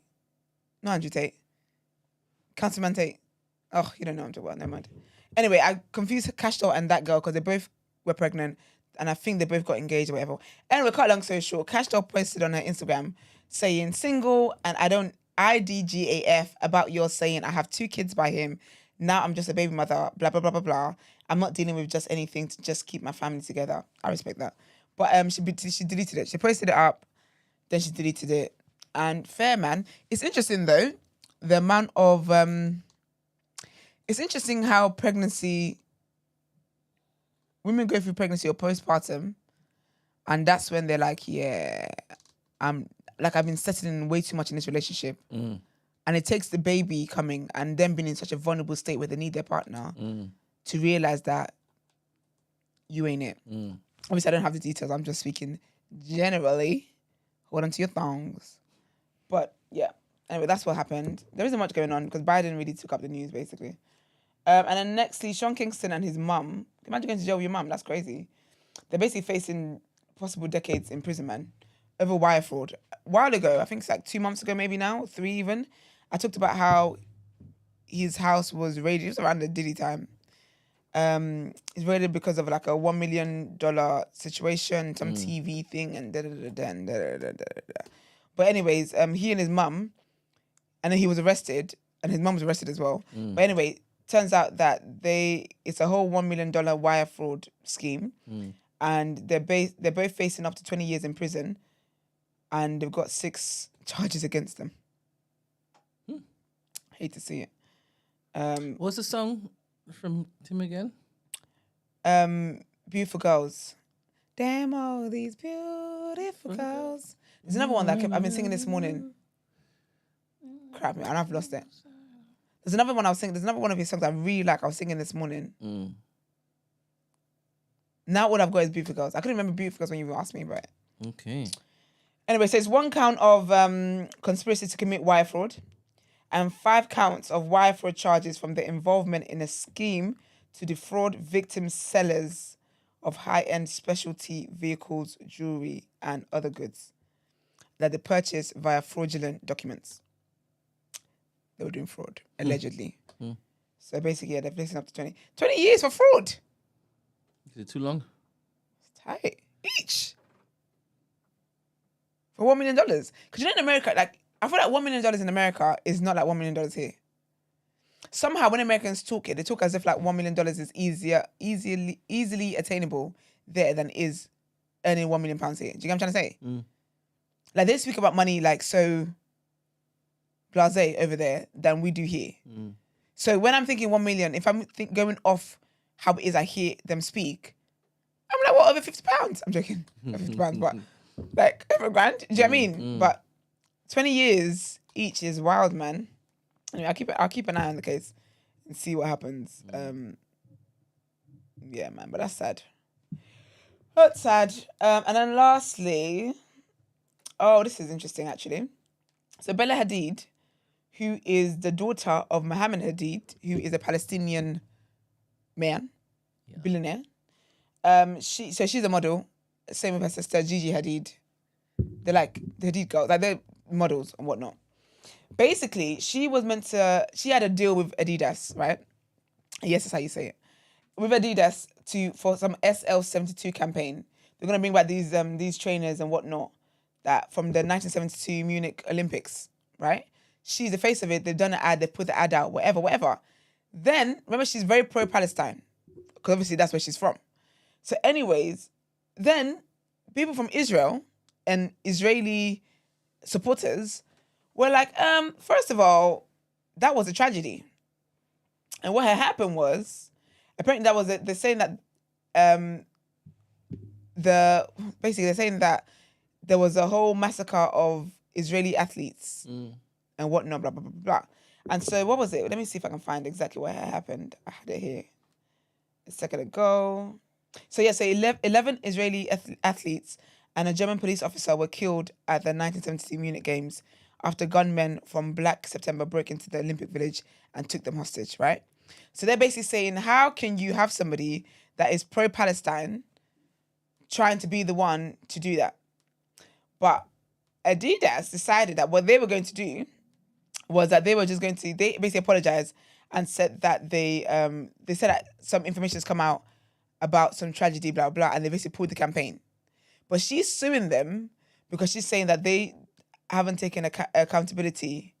She's basically saying that use lot, like as the brand, why use lot kind of fueling to what people are saying, to the link people have made. You further fueled that by making the link. Do you know what I'm trying to say? And you kind of put her in an awkward position because she's pro-Palestine and whatnot, blah, blah, blah, blah. So yeah, so she's essentially thinking about taking them to, what's it called? About taking them to court. And a source that's close to her says that violence is not consistent with her views. And like, why would they connect her to a tragedy such as the Munich massacre? Do you get what I mean? So, yeah, man. So she's thinking about, basically, yeah, she's hired the word on the road is that she's hired lawyers and they are looking to take them to court for their lack of accountability to connecting her to such a horrible tragedy. And she's getting a lot. It was a big thing over the weekend, and yeah, man. And she's saying that you guys played a role in me getting cooked and in me getting attacked and blah blah blah blah blah. So yeah, we'll see what happens and what comes of that. I forgot to add on there, and I forgot to talk about the intro. I watched a Tyler Perry film with Megan Good. Yous lot are strict. People, have you watched it? No. I forgot to tell you. I was going to text you actually to watch it. Have I ever watched a Tyler Perry film? No, you probably haven't. Do you know which one with Idris Elba and Taraji? Nope. No, good film. But basically, people are very, very, very strict about it. Like, I feel like people are sheep. Yeah, that's it. I said it. Cat's out the bag. Y'all are sheep. I don't think the film was that bad. I really liked it. I feel like it's a very different storyline to what Tyler Perry usually does. And also, the black girl won. We don't respectfully, we don't see that usually. I liked it. I really liked the film. I thought it was a really, really good film. I enjoyed it. Megan Good was good. Man, I can't hate her, man. I can't. Talented actress.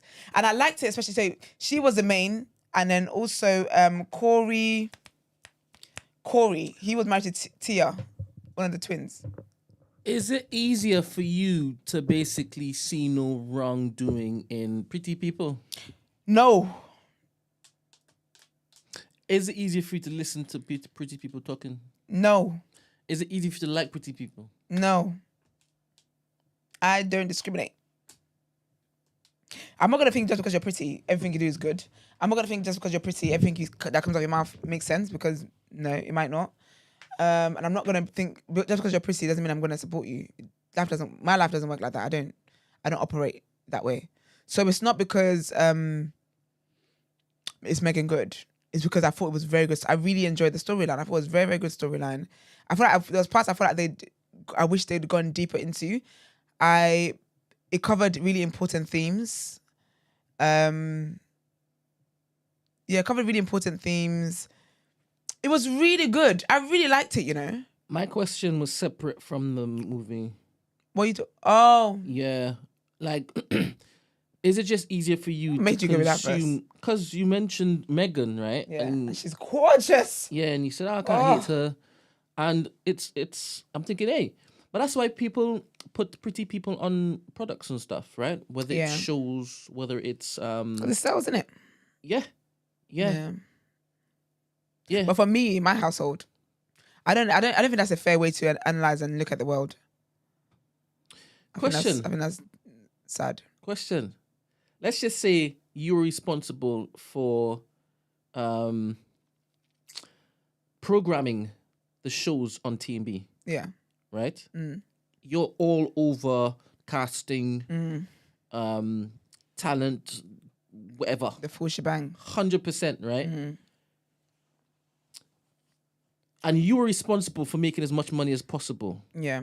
Your career is on that line. 100%. No, can't be mine though, but mine's on that line. Yeah, you're good. Don't worry. You're like Beanie Siegel. You guys have to drag me. You like Beanie Siegel, don't Drag me out worse than they drag Tigo out. I forgot to talk about Poet. It was on HC podcast. Yeah. But yeah, sorry. You still have time. Is that time? Yeah, I mean, I'm good that Poet was vindicated. I'm glad that he spoke about it. I'm Yeah. glad that he spoke about it, dropped the mic, and he's moved on. Yeah, definitely. That's my vibe. Where was I? I'm responsible for all these great things. Yeah. So, would you hire pretty people, knowing full well that pretty people will clips just make more sense? No. As in, would I hire only pretty people? Yeah, good-looking people. No, it's about the talent as well. No, 100%. Obviously, talent is It's not obvious. It's needed. It's not obvious. No, but in this scenario, we have enough human resources, right? We have enough people in the world, in the UK. It depends what the show's about. If looking for opportunities to be talented and pretty. Would you go for the desirables? I think you can make anyone pretty and desirable. Serious? Depending on their character, their personality? You could make anybody pretty? There's that anyway. But I think you can. I think that would just invest more in some people's wardrobe and styling than other people. Let me be more specific. If there was when there's a fashion show. Yeah. Right? There's a fashion show. Yeah. Your hat that low is pissing me off. You're getting my nerves. You're literally. And then you're talking when you're talking. Getting my nerves. Well, carry on. Keep cooking. Go on. Would it influence you, knowing full well the audience that you want consuming this, right? Knowing full well how fickle we are. But you know what it is, though? When you say, I need you to be more specific. When you say pretty, are they lacking in other areas? They're qualified too. Then yeah, I'll hire them. So you're saying that... Wait. Exactly. You didn't add that over. Let me make it more juicy. I wish you guys could see what all talented individuals are in front of you. They're all worthy enough for the job. Okay. They got the credit. Yeah. Just some are more good looking than the others. Okay. Where you going? I'm going to be that best for the job. How you just decided to basically ask me for specifics, and then I give you specifics, and you still play in the field? I'm not playing. First of all, I've told you this before, yeah? What does that mean? No. What does that mean? I've told you this before. I'm going to get to that. I've told you this before. Tell me what that means. Brent's doing this shit. I've told you this before, yeah? Just because I'm not giving you the answer that your evil, wicked heart wants to hear does not mean I'm playing the field. The reality is that I'm not going to pick people off just based off their looks. Unless it's a show about modeling or something that's specific to that. A fashion show is not. Wait a minute. What you just said is very key. Go on. Unless it's a show based on aesthetics. Solely on a specific type of aesthetics. 100%. Go on. And in the fashion world, baby. Okay. You need to be... No, fashion world, you need to look thin. But even that... Right. So, in front of you, they're all thin people. Yeah. Right? And they're all qualified. Okay. Right? They just look different. Some look conventionally pretty. Okay. Right? And some don't. I'm talking about men and women here. Yes, of course. You understand? Dress sense, all of them dress sense on impeccable. All of them. And all of them, like I said, they got characters to basically... They can do the job. All of them. Yeah. It's just that some are more desirable than the others. Okay. Where you going? Where you going with it? I'm going people... If it's a fashion show and I'm thinking of the style of the show, blah, blah, I'll probably go with people that are... Am I thinking extremes though? Are we talking Beauty and the Beast? I want you to talk with your chest. You're not really talking with your chest. I am, because you're not. In my head, you could look really good, you could be qualified, but your voice is grating. So you're not suited for this role because there's going to be a lot of talking. It doesn't matter if it is you're good to look at. I want to listen to. Yeah, but then that's part of you not having what it takes though. Not qualified. That's part of you lacking in some qualifications. Yes. All right. So part of your qualification would be need to sound good, need to be able to work well with others. Is it the full package? Look good, dress good, know what they're talking about. Right? I think you got to have the full package, but also say one person's voice is grating, but the other person's voice, let's say one person's grating, the other person wasn't as good looking. Say this person is really pretty and whatnot, but their voice is jarring. The other person is good looking, or what am I gonna say? The other person has got everything, beautiful, sweet voice, but they're like just average looking. Who would I go for? I'd probably go for the average looking person, you know. What do you think the people want? They want a reason to basically. I don't know if you should. They want a reason to tune in every day. I don't know. Right? No, not necessarily. And we've seen the stats. But right? what's the reason though? Because people tune in for people tune for different reasons. There's people that are on the show that don't like me and they're hell bent on tuning in to hear them not like me. They will come nonetheless. It's because you got a shining face. Their face is shiny. You just glow. You glow. That's still weird. Know, the weirdest thing I have in my head is, did you imagine if it is that the entire female cast was light skinned? Like, of what? Gina was light skinned, you were light skinned. You get more views. You know we will get more views.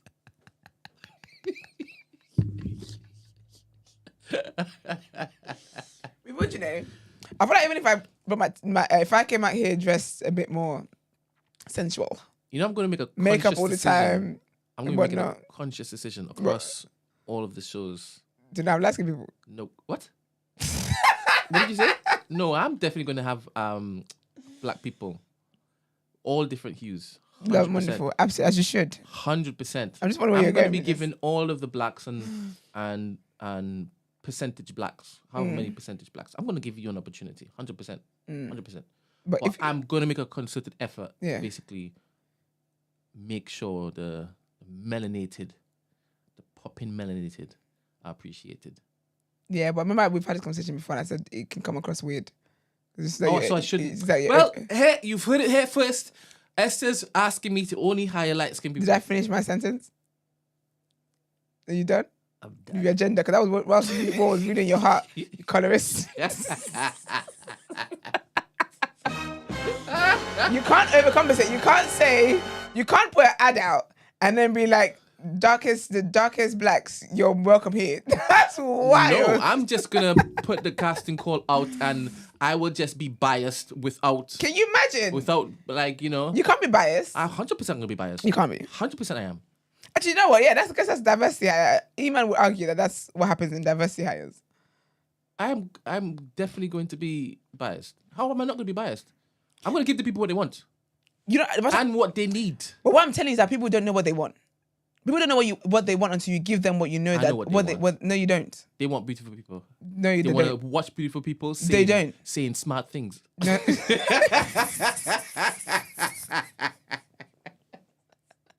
They want to, and if it is the other side of duty, they want your character to speak for itself. Look at Stephen A. Smith. Who's that? The man with the ears? The football commentary guy? Yes. Yeah. He's got the ears. I don't know if it's the ears. You damn well know he's got ears. It's most of the hairline, isn't it? Yeah, he's got that Steve Harvey 1960s vibe. That's such an ick, you know. A guy can't move to me with that. It's serious. What, you wanted to just take it all off? No. Just a little. That's why he just wears hats all the time. No, but he's got an old man haircut. So that's when you date older guys as well. Sometimes the haircut just be like, what the hell? You reminded me I'm doing something I shouldn't be doing. Yeah, me, I have my haircut, but he's got a 25-year-old spirit, man. Okay. They never do, man. They're always trying to catch up with the youth that they don't have. Oh, he lost it. He keeps on hanging on to it. You talk about Stephen or you talk about Stephen A. Smith? Yeah. Oh, I don't know the man. I'm talking about old men in general. Sorry, I went on a different rant. Yeah. Mm-hmm. Yeah. So basically, I should basically hire the beautiful people, right? That's what you're saying. I'm not saying. I'm saying if you put me in charge, I'm hiring people that's best for the job. Again, looks fade. Because that person, so what if... I told you everybody's qualified. What if they have an allergy? The pool that we're picking from, what if they have an allergy? Qualified. What if they have an allergy and then it disfigures them? Are you going to fire them now? Because they ain't giving the looks that you want them to sell on the show. What if numbers drop? Ooh, numbers have dropped. Are you firing them? Wait. What do you think this is? You know, Would you know what we're building here? You guys, you can know what we're building here? look how you're some of your words. It's on performance. And performance, you'll have to have flipping stats. We have to be reading the stats all the time. Does my contract say this is based on performance? You could be the most beautiful person in the world if the numbers are dropped. Hey, you're not serving us. Does my contract say this is based on the performance? Because don't try. I'm reading that again. To be honest, I'm like this when it comes to anything TDA. Yeah. Guess what? My eyes are wide open. We're there from the beginning. You can understand? you imagine? So Esther, the numbers are dropped. You gotta go. And that's how you're laughing. Because guess what? Me and my lawyer, we're taking you to the bank. I have to laugh. I'm doing that. Numbers. Do you know what I'm doing? I'm doing the old rich man white laugh. That's what I'm doing. Because we're about to make some money. Yeah. All right, good joke. I'm going, man, I'm going to pack your bags, baby. Quit your job. TMB got us. Oh, man. I think it's very important to make sure. Dear, what a mess. To make sure we have the best of the best doing the jobs 100%. Absolutely, it's very 100%. But ain't nobody want to see no clappers. Ain't nobody want to see no clappers is so rude. I'm not talking about just physically. I'm talking about just like your soul is ugly. You understand? Good save. Your spirit is ugly. Your good save. I ain't never heard you talk about because you could be so pretty and so ugly at the same time. Shut up! So ugly. You're a phony. None of you are allowed to basically work in TMB. No, because people are allowed. Can you imagine? No. We ain't what? No ugly people. No ugly people. You're actually so ridiculous, you know. You're so ridiculous.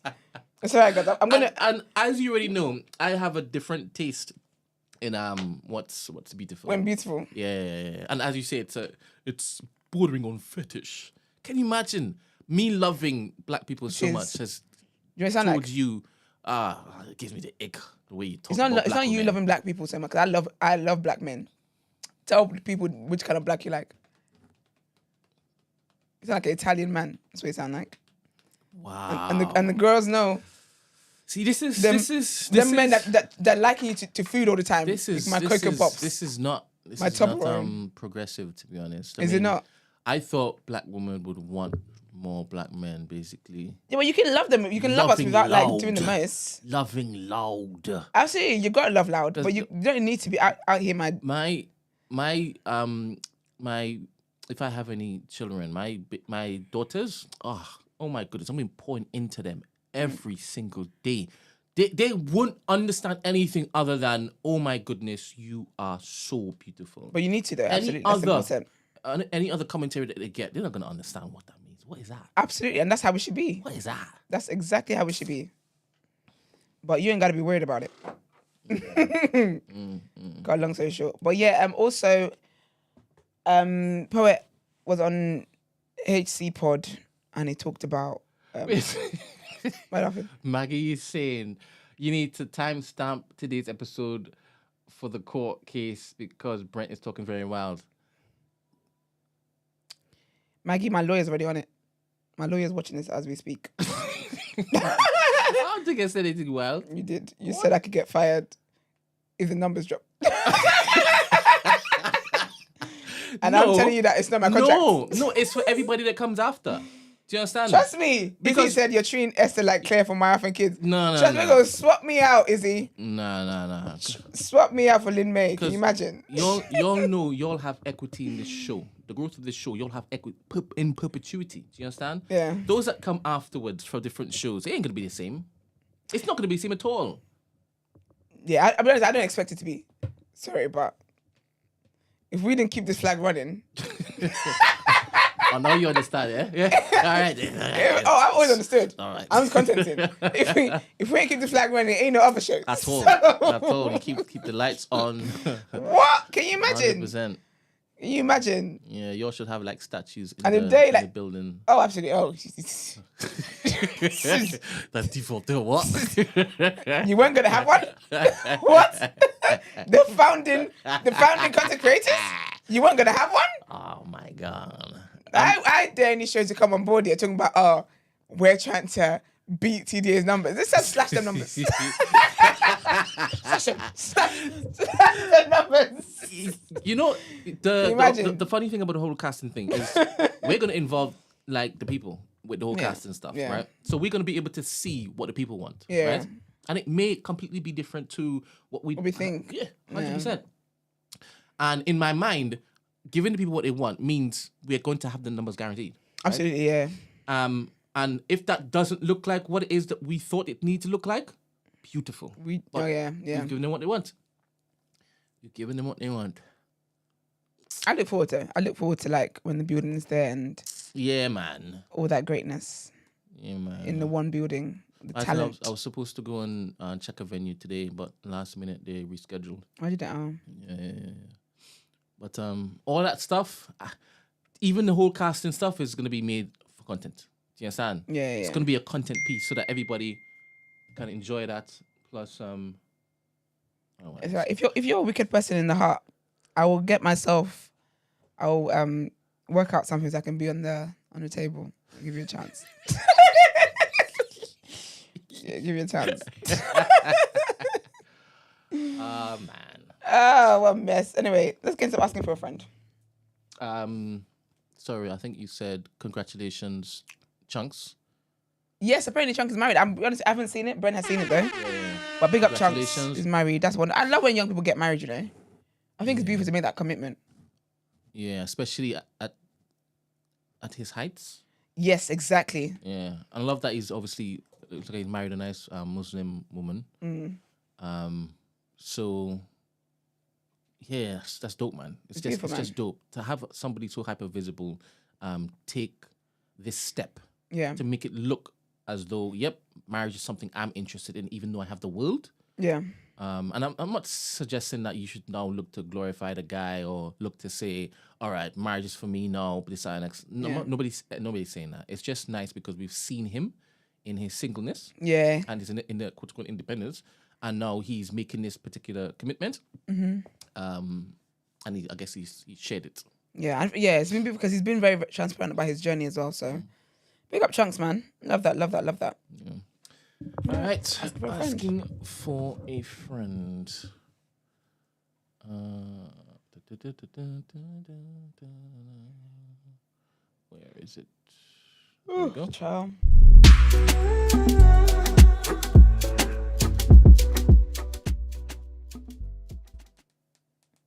All right, people.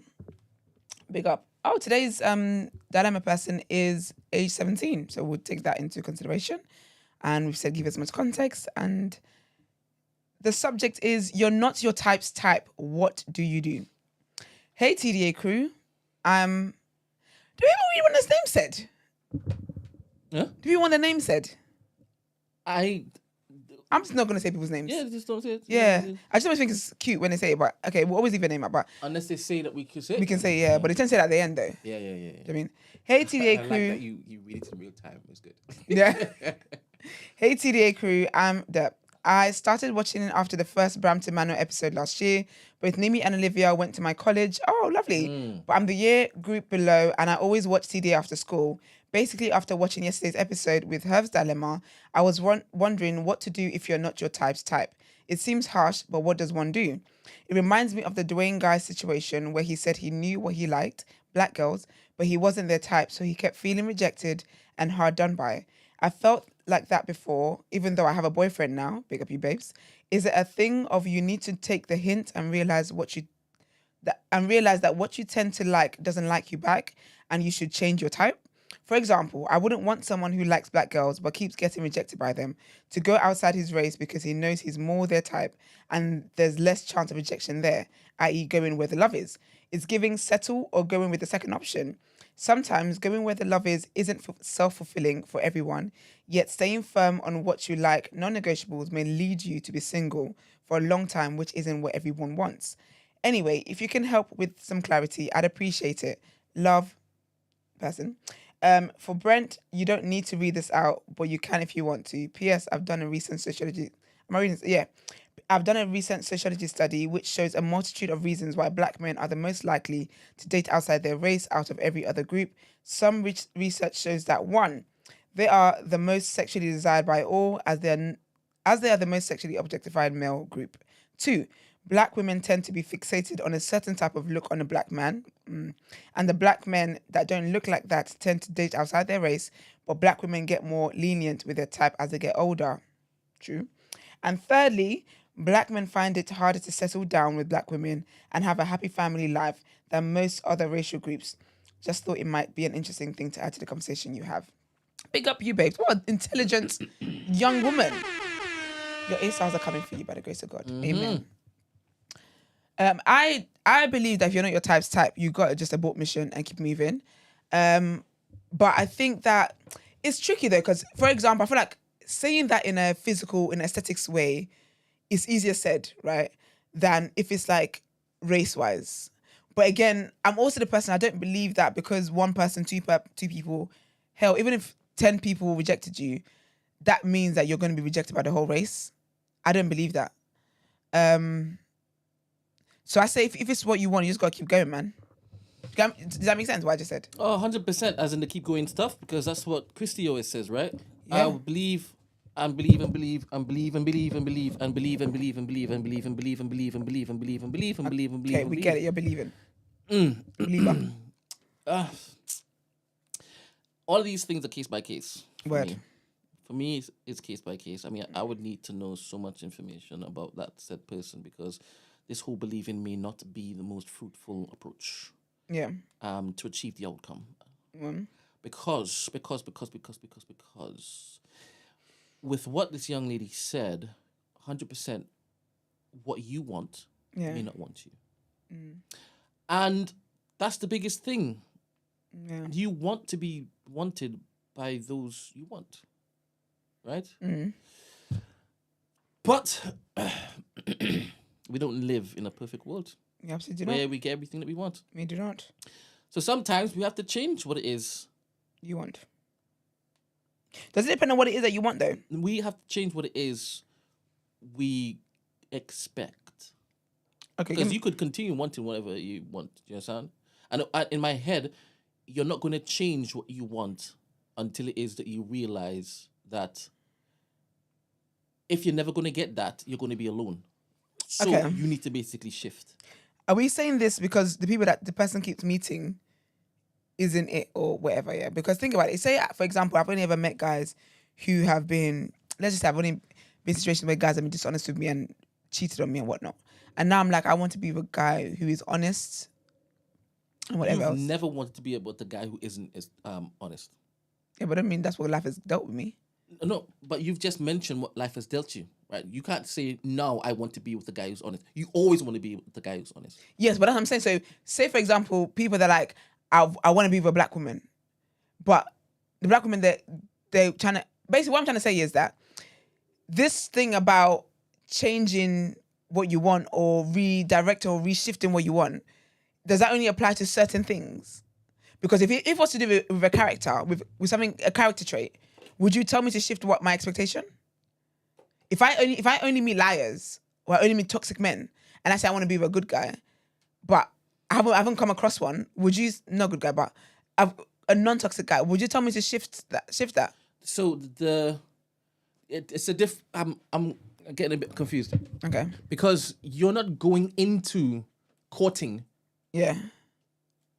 thinking he's going to be toxic. Okay. Unless that's what you've actually seen and you go towards it, right? Okay. And you're not going into a relationship knowing full well the guy's going to lie to you and you pick it. Okay, do you know, let me give you a different example.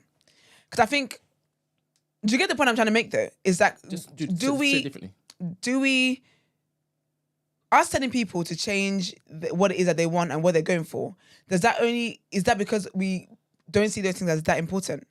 Because if, for example, so even with the example with the character thing, with the character trait, every time when I speak to a guy, yes, I'm not dating him or I'm not courting him or whatever it is, but when we speak to me, I can see that he's about BS. I tend to meet guys that are just about BS. Whenever we speak, have a conversation, whether I meet them or they meet to me, it's BS. Are you going to tell me to not be so strict on not wanting BS? As opposed to someone who is like, every time I meet I want a black girl, but every time I see her, she's not really, they're not forthcoming. But you're saying, yeah, go for the white girl. Do you know what I'm trying to say? No, because in my head, the thing that the guy is doing, that is wrong. Yeah. You didn't go towards him, seeing it was wrong and choosing it was wrong. Okay. Do you understand? So let's just take the example of him being a liar. Okay. He didn't show you he was a liar, and then you chose him because he's a liar. Okay, I chose him because he was a guy. Yes, and I found out he was a liar. Then you found out he was a liar. Okay. I'm not going to come to tell you, all right, just go for people who aren't liars. That's a very stupid thing, because you never have to choose one in the first place. But then when you're moving to a black woman, you're not, like, you've seen she's black, you move to her, then you find out she doesn't like you. Oh, this is a false equivalency, what you're doing.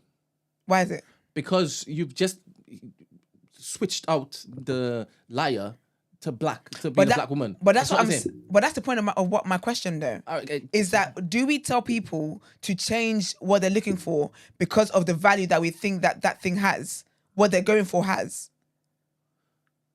Talk more. I think I'm trying to get... Do you get what I mean? I'm starting to understand. Talk more. So us saying, someone who says, I only want to be with a black woman, for example, and we're like, well, they don't want, like, you keep moving to them, they don't want you back, blah, blah, blah. Try another race. But then if it was something else, if it was another thing that was missing in the people that they keep moving to, would we tell them to drop that? Does that make sense? You don't get it, do you? I don't think it matters that I get it just yet. Let me see if it is. I can ask a couple of questions to see if I can land on it. Okay. So this man is going for... He's attracted to black women. Yeah. Right? And there is this type of black woman who is a bad bee. Yeah. And this man doesn't have what this bad bee actually wants. Okay, yeah. So she keeps on pushing him. And you're not going to get any play over here, right? Yeah. Then there's this one over here who's not a bad bee, but she's interested in the same type of guys the bad bee's interested in. Okay. Because they're just wavy. Yeah. Right? So he's going over here and she's like, nope, you haven't got the cool factor. You're not suave enough. Sorry, you ain't got that energy. You understand? And then he's like, wait, those are all the women that's in my vicinity, my proximity, right? Yeah. So should I keep on hitting a wall with both of these types? Or should you visit Brent and say, all right, it's not working with this, what do I do next? And then Brent says, all right, cool, if that's not working, and you've tried enough, and you don't want to travel outside, you're not getting any play on the dating apps. Yeah. Right? So, because obviously there's London and there's the rest of the UK where you're not going to get the same type of black woman thinking the same way as the London babes, right? If you tried all of that and it's not working, and you want companionship, then I'm asking, what really do you value more? You want to continue basically getting no, and you be single? Or would you basically change the type of people that you want companionship for or from? You know, I'm thinking about back in the day, when people thought being a lesbian was cool. It was a nice trend to have. Back in the day, yeah. I don't know what people are doing these days. I don't know. I don't keep my ears to lesbian streets. So, back in the day, there was this thing of like, oh, like, it's not working with a guy, I'm going to just turn to a woman. So if someone comes to you, so this person said it, come and said, I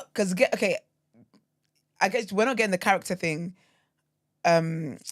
with the race thing, fair. Let's do race and gender, then in the same group. If someone's coming to you and saying every guy is not working, also forgetting that sexuality is not something that people can just switch on and switch off or whatever. Would you tell them, okay, maybe you want to try another gender? Do you want to look into maybe explore another gender? If the person that you're talking to, you know full well that they're open to that, that's what that person would recommend to them. If I've been hearing you telling me, oh, I've been looking at these girls and they ginger me slyly, and when I hugged this one, I felt something, this, that, and the next. I 100% that person wouldn't think, so you are open-minded to basically try something else. But conditioning and I guess, patriarchy has led you to believe that the only answer is to still, put the square peg in the round hole, innit? All right. They're not open though. And that's what I'm saying. So the black guy who wants to be with a black girl, he's not open to other races. So why is it that when I don't know how. As in, why am I doing that to Christy? Why am I? If Christy's not open to, I ain't saying about Christianity. because that's what makes sense to me. Because you Okay. said the black man is not open to Yeah, other so races, it- right? yeah. So let's use Christy as an example. Okay. Christy is saying that she is not interested in anything other than a black man, right? You know, Christy is funny because Christy. Anyway, carry on. Just as an example, because obviously people know that particular line, that Yeah, thread, fair. that topic, that theme, right? Yeah, And that's a theme. It will make sense to people, right? Okay. So why am I basically suggesting to Christy that she should go outside of a race if she is not interested in guys outside of a race? Yes, but I also don't if believe her. it was something else though, like would you be so quick to tell Christy maybe rethink that? What other thing? Okay, okay. Do you know what? Actually, I think I've answered my own question. Yes, I think people are biased depending on the value they place on whatever it is that people want in a relationship. Because when you think about even like people that talk about they want a rich partner, people are like, oh, don't be so picky. Like, go and build that guy. But that's because you don't think it's something of value like that. Because I don't understand why we're telling people like, because my thing is not being your type's type. I don't believe that unless you've explored every single person within that type, I don't think it's, depending on what it is, a reason to go the other way. But then I find that we would tell someone that for less. And I think it's weird because how do we place value on stop going for that then? You know how many times we tell ourselves that we actually want what we want or we think what we think, and it's literally to do with how other people will think Oh, I know. of us. I did the self-work for that. So do you really just want that because each time as you tune into TDA, they're promoting this, that, and the next? That's Do you why understand? Dr. Umar. Yeah. You really respect Emmanuel, and he will turn his nose up if he knew that you were interested in He might anything check lighter for than y'all. such and such. Do you understand? Yeah. So it's mostly what other people will think about Yeah. us, right? Because there are people who would have genuine connections to people outside their race, and they will fight it. Yeah. They will fight it because, nah, I can't even think about this type of thing. And some people put their hand up and say, yes, you should fight it. Yeah. You should fight those urges because it's not productive to the growth of the black community. Yeah. Right? And 100%, for some people, that might be fine. It might be fine to live in a shell that you're not fully comfortable in. Yeah. But the rest of the world is now, rest of your world is comfortable seeing you in that particular shell. After a while, it's unsustainable. It's unsustainable. Okay, so what are we telling this young lady? She's already about? got a man. She said Yeah, she's asking for a friend. She's The asking segment's for a called friend. asking for a friend. 120%. What do you do if Okay, the star your after me. type doesn't like you, right? Me. No, this is the question she asked. Oh, What do you do yeah. if your type doesn't like you? Because also when I think about that, I think of like, say this guy I like doesn't like me. What do? Move to the next guy. Out of fish in the sea. And that's one thing you can keep telling her. Just move to the next one. You'll find out. But each time it is you keep on saying, just keep on. You've effed off and you're living Keep your on life. keeping You're on. sweet. Who, me? Oh, absolutely. Most times, what I'm saying. Like, I don't know if the person who's normally giving the advice would take the same advice that they're flipping giving. But that's the thing, that I only give people advice that I take. Because if I'm not my type's type, I just feel like the world is so vast, but I'm also aware of how I think about relationships. That's the thing. You only give people advice that you take. Yeah. Are you serving them well? Yes, I would only tell you something that I know I will do myself. Are you serving Because them it makes well? sense, yes. So are you factoring in who they are then? Obviously, you... But if you are, What to call your mug? No, but like I'm saying, when I say I give advice that I would take, is that if I'm in your situation, I put myself in people's situation. So when we get a dilemma, I place myself in there with the factors and the things that they've brought in. that's the And I easiest answer thing that. for anybody to do. It's not. It's not. I heard even some of the advice projecting. you not giving this to me. It's the easiest It's thing not to do. because I hear some of the things hardest that I hear some of the things that you not say. It's not. You need to give me an example because I can't think of think one. It's best to serve people to basically find out everything that they are and then answer the question based on who they've told you they are. Yeah, You but understand? I work To project is unfair. I didn't project. I didn't say I project. Just imagine if called in. Are you an egg? I don't project. No. Let me remove that because I've obviously said something that's edgy. Let me take that back. I'm say talking what to you myself. Just imagine I am Dr. Umar. Anybody who asks me questions about I think I'm falling in love with somebody else, what am I going to tell him? What am I going to tell him? What do you understand from what I said? You said that you would only give advice that you would take. Yeah. And that you think that's a negative thing. So I didn't say it was negative. So why are we doing this? So you give people advice that you wouldn't take? Yes, if it's because remember I am me, and what I would not because I'm a flipping robot. But if you were in that, so the advice you give them, if you were in that position, would you take that advice? Say it again.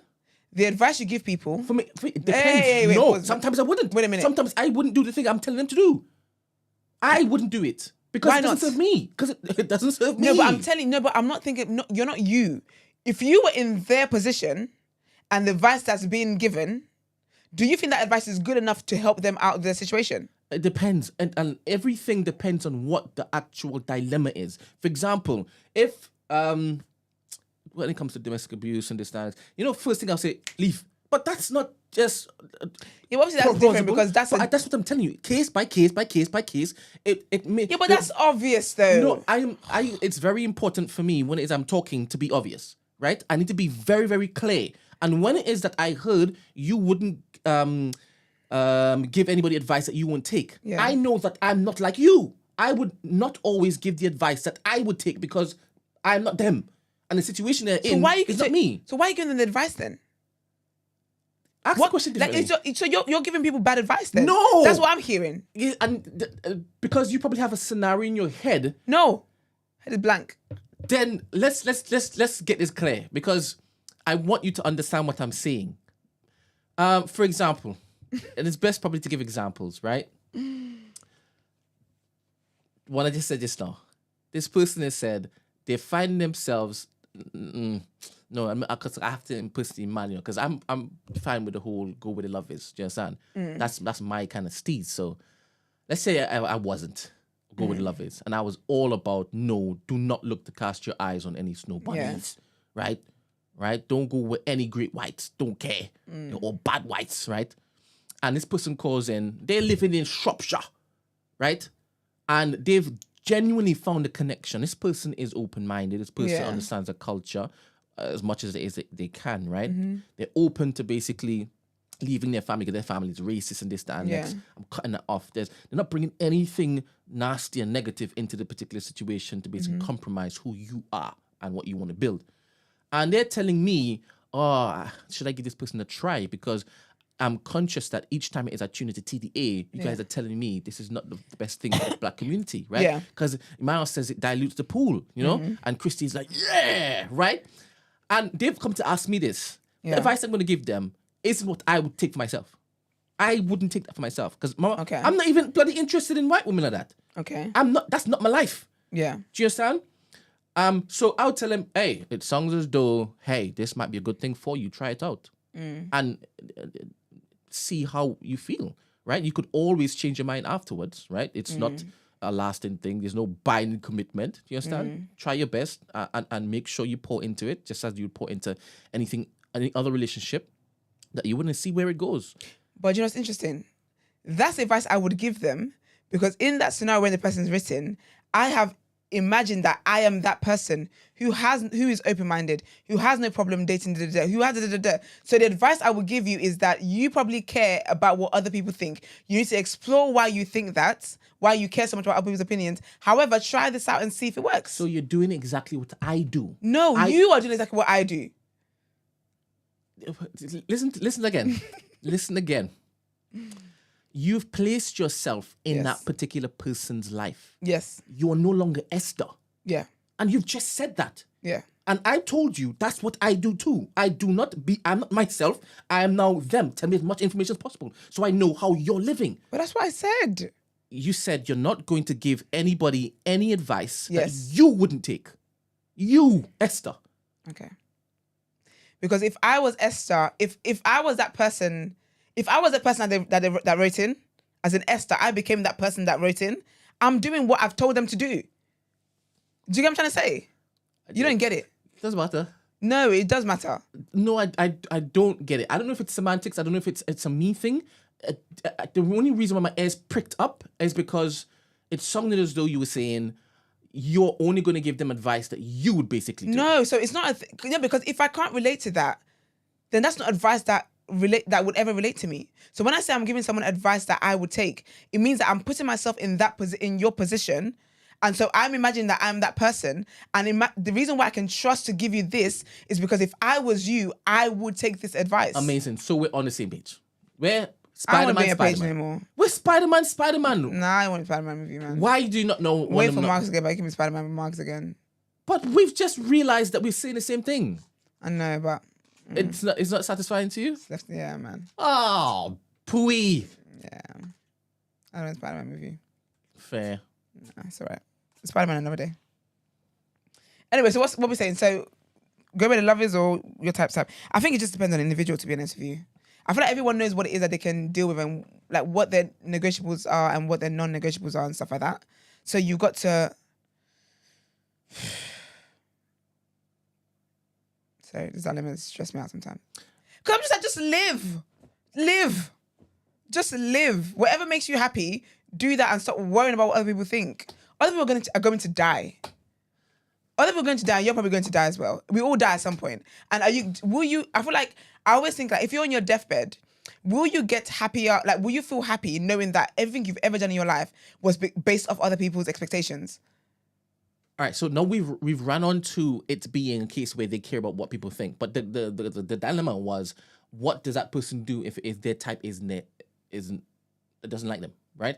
Oh yes, yeah. That's fine. Because obviously we moved this. Because you wanted me to explain something that was ever so simple. 100% it was me. No, definitely. Obviously. So for this person, okay, whose friend is not getting any play from their type, that person has to basically weigh up what they actually want to receive once it is, or if their type actually gets with them, what do you actually want after that?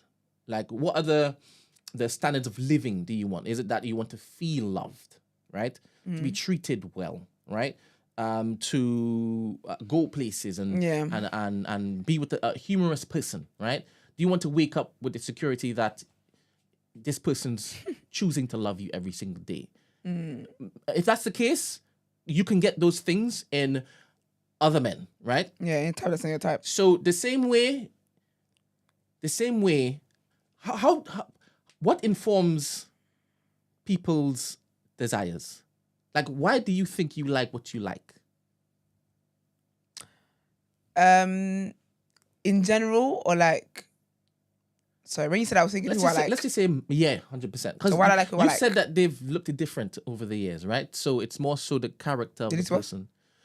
For example, I didn't hear what you said. They've looked different. Your boyfriend, I can't basically say, oh, that's Esther's type, physically or aesthetically. Okay, yeah. Do you understand? And for some people, you can definitely say that's their type, right? Oh, yeah. Okay, so that's because what informs my type is people's character. Okay. I'm more attracted to, a person's character is what gets me. Yes. Is what I like. So with my person, it's more the kindness, is the respect. Yes. Is his temperament. It's like the value, that his values, his morals. Yes. Those are the things that get me. And then, of course, the attractiveness is very important as well. Yes. Like, I can't, So I would love to know what this person's type is. Whether it's aesthetics or whether it's character field. That's true, actually. Do you understand? Because it might be the example I was giving earlier. Where, never mind. But that would make sense. But I think even like what I was saying, even though it didn't necessarily apply to that, I think ultimately I am a go where the love is. I feel like if your type is not your type and you keep trying and if you feel like you can no longer try, then change your type. But if you feel like, if you're convicted that this is what I want and it's what I'm going to get, then just keep going at it. I feel like whatever it is that you want is always worth waiting for, and always worth whatever sacrifice that you have to make to get it. That's just me though. Fair. Lovely. Fair. And if it is aesthetics, question why is that you even like this aesthetic in the first place? And is it rooted in something that needs therapy? Because if it is, you're wanting something that you shouldn't really be wanting, right? And you've convinced yourself that this is what it is that you want, but you haven't realized that this thing would never want you. Yeah. Then why is your brain thinking that you want to force this? Do you understand? Like, why is this uphill battle something that you're choosing every single day? Why do you think, it might be because of social media? True. Telling people, just keep pushing on. You deserve everything. You're entitled to everything. Believe that though? Talk to me, Esther. Like we've waited all this time for us to actually start cooking. You wait all the time for the cooking. You believe. This is why I like when it's both of us, man. Because when you put one on the bottom, like, yes, baby, we're here. We're here, Black Rock calling. So don't you dare call him. I've officially blocked him from the chat, you know. I've officially blocked him in the chat. All right, cool. So you think that we deserve and we should deserve and believe that we deserve everything? No, not everything. Talk to me. Is there a cap? Is there a ceiling? Look, I think desiring everything is unrealistic because you're not going to get everything that you want in life. Desiring is a separate okay, so getting. Deserving. I deserve this. Yes, you deserve. Wait, what's the question you just asked me? I feel like it's different to what you just said. What do you think I said? I can't remember. All right. I use the example of this particular person growing up, looking at social media, thinking that, all right, if it is that you want it, you deserve it, right? Okay. And you keep on going after because you deserve it. Yeah, that mindset, right? Do you think that people can deserve whatever they want to deserve? I mean, to an extent, yeah. Depends on what it is that they think they deserve. So there is a limit to what one deserves. I wouldn't say it's not a limit to what one deserves, but it depends on what one believes they deserve. It's not a limit. It's not like you're not allowed to deserve 5 out of 6 things or 5 out of 10. It's a matter of what are those 5 things that you believe that you deserve. We use an example using very, very shallow terms here, right? If there is a 10 out of 10 out there and you're a 2 out of 10, very shallow. Like I said, I gave the flipping preface. I'm glad you know disclaimers. Disclaimers, now. You're so annoying. There is a certain dialogue online that tells you that you deserve a 10 out of 10. You deserve a 10 out of 10, baby. Don't settle for anything less. Do you believe that? Well, why would you deserve that though? Because there's also a why to what you deserve. Why would you deserve that? Because you deserve anything that your heart desires. Don't let anybody tell you cannot get we don't deserve it. And wait, this is mad. This is mad because it's going to look as though people are going to forget the other disclaimers I was giving for the other deserved scenarios. Is that what you're going to do? They're going to think that I'm implying it because it's a 2 out of 10, 10 out of 10 situation. That ain't it, y'all. That's not what I mean, you guys do what you're going to do.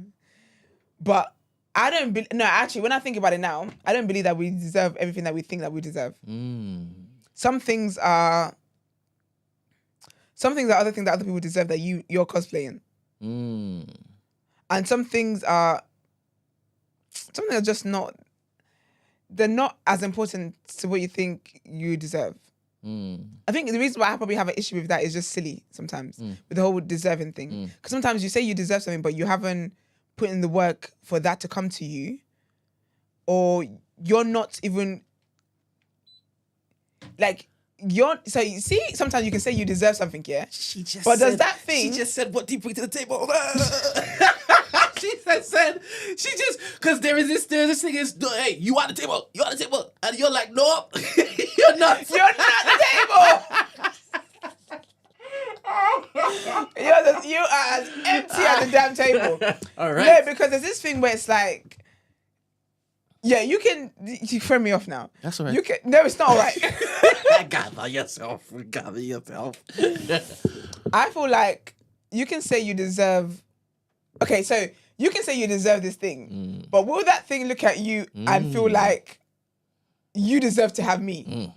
And I think that's a different. And I'm not talking about humans. I'm even talking about like if you feel like you deserve to have all the money in the world, will all the money in the world look at you and be like, oh, you know what, that girl, she deserves to have all of me. So that's my thing as well with the whole deserving conversation. I feel like sometimes it's just a way for people to be delusional and also a way for people to not take accountability and just edify themselves and just grow in areas that they actually need to grow.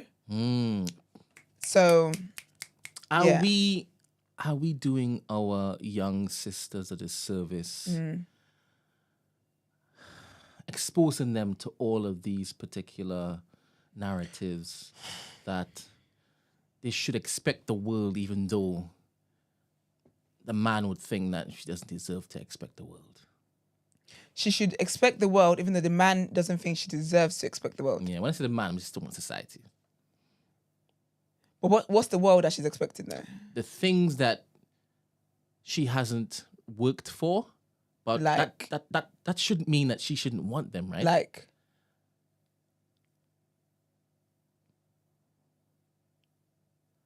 being a princess, being treated like a princess. I think every girl deserves to be treated like a princess. All right, talk to me. Because being treated like a princess is basically being treated with care, with respect, with love, and being cared for.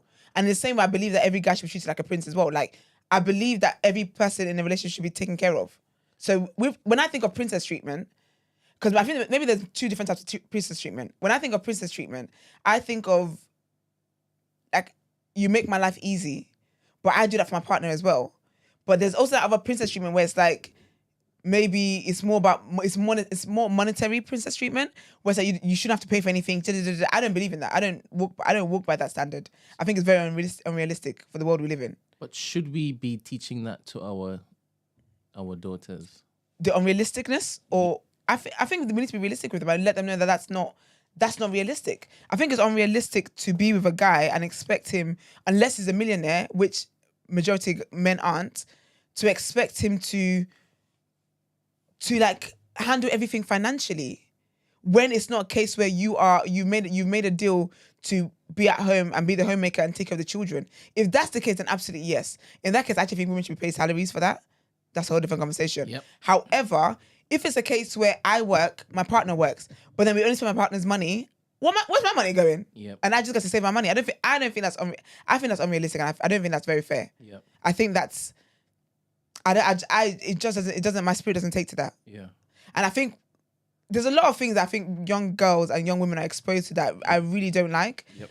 In my opinion, I feel like there's a culture of, I don't feel like, there is a culture of prostitution, and there's a culture of transactional love. Mm. And I really think it's very damaging for society.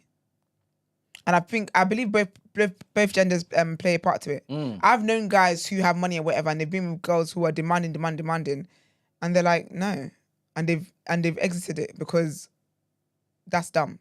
Like they're not going to enable this behavior. Mm. However, there's guys as well who will play into that because you like the idea of to brag or to say like, oh no, I do this, I do that. Like, it's just not personally, I just don't think it's realistic, and it's not sustainable. Mm. And yeah, man, these are moving like sex workers in the streets. Unofficial ones. Why you look down on the official ones, which is what I don't like. So yeah. Thank you very much. It's all right. Oh, it's crazy. I've put up a picture and I didn't even tag Ramsey. Just tag him. How? After the fact, how? I'm trying to. The 3 dots is on Instagram, right? Are you tagging him or making him a collaborator? Tagging him. Yeah, the 3 dots on the side. It says the 3 dots. I've tapped the 3 dots. Oh, let me see. It has insights, turn off, reuse. Oh yeah, they changed that. Then you can't tag after the fact. Yeah, you got to turn it back on. You got to turn it back on.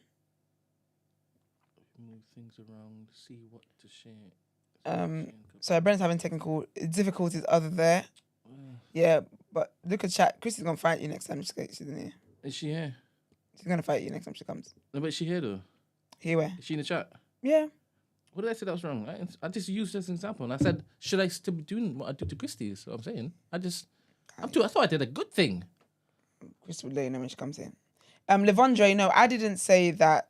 Sorry, I didn't say women change their type as they get older. Our lovely listener who wrote in did a study, and that's one of the things the study found. That women change their type as they get older. And I think that's true. I think when you're younger, like, bad boys are glorified when you're younger. Like, when you think about, like, when you're younger, like, and a guy's mean to you, like, oh, it's because he likes you. All that stuff plants seeds in your heart, in your mind, and whatever. Mm. And when you get older and you come to understand what relationships are like and stuff like that, like, you like different men. I love the men I like now. Well, I love the men I like, but I love the men, like, I love the kind of men that I see as respectable and I deem as respectable in society now. Mm.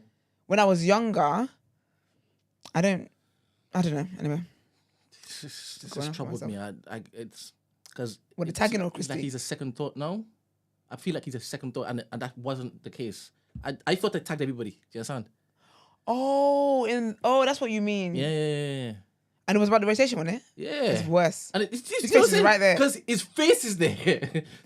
I'm so used to just doing the wrong. Was he the one that told you that you didn't tag him? Yes. Oh. Yeah. Go get me a present. That's too far. Oh. You don't really feel bad, do you? In fact, I am going to. Okay. I'm going to. And obviously, it's going to be functional. Wonderful. Yeah. It's still going to be very selfish of me to give this present, but I will. It's a selfish thing. It's a selfish act. All right. Yeah. Again, I love when y'all send in dilemmas. Absolutely. Man. And I love when it is that we helped her. Did we even help? Yeah, we definitely did. We've decided that we have helped her. I'm going to find out a way today to be able to show the Discord grid on the screen, as opposed to me putting up people's names when it is that we have a panel on Discord, so that people can see who's talking. As opposed to me, because it's too fast for me to keep switching names. Yeah. So if it is, you can see it. You can see the grid lighting then up. Yeah. Sorry. Do you tell young girls to change their type, or you say you grew out of it? Oh, that's a good question. It depends what honestly, I'll be honest with you. I think when this type conversation, it really depends what it comes down to. And I know that some things are more important to other people, depending on what it is. Like, I understand that. Like, some things have more value to people than I would. If someone told me what their type was, I might not see that as valuable, but that doesn't mean it's not valuable for them. Because again, our types, the things that we desire in relationships, blah, blah, all comes from how we've been raised, what we've been exposed to, so many factors.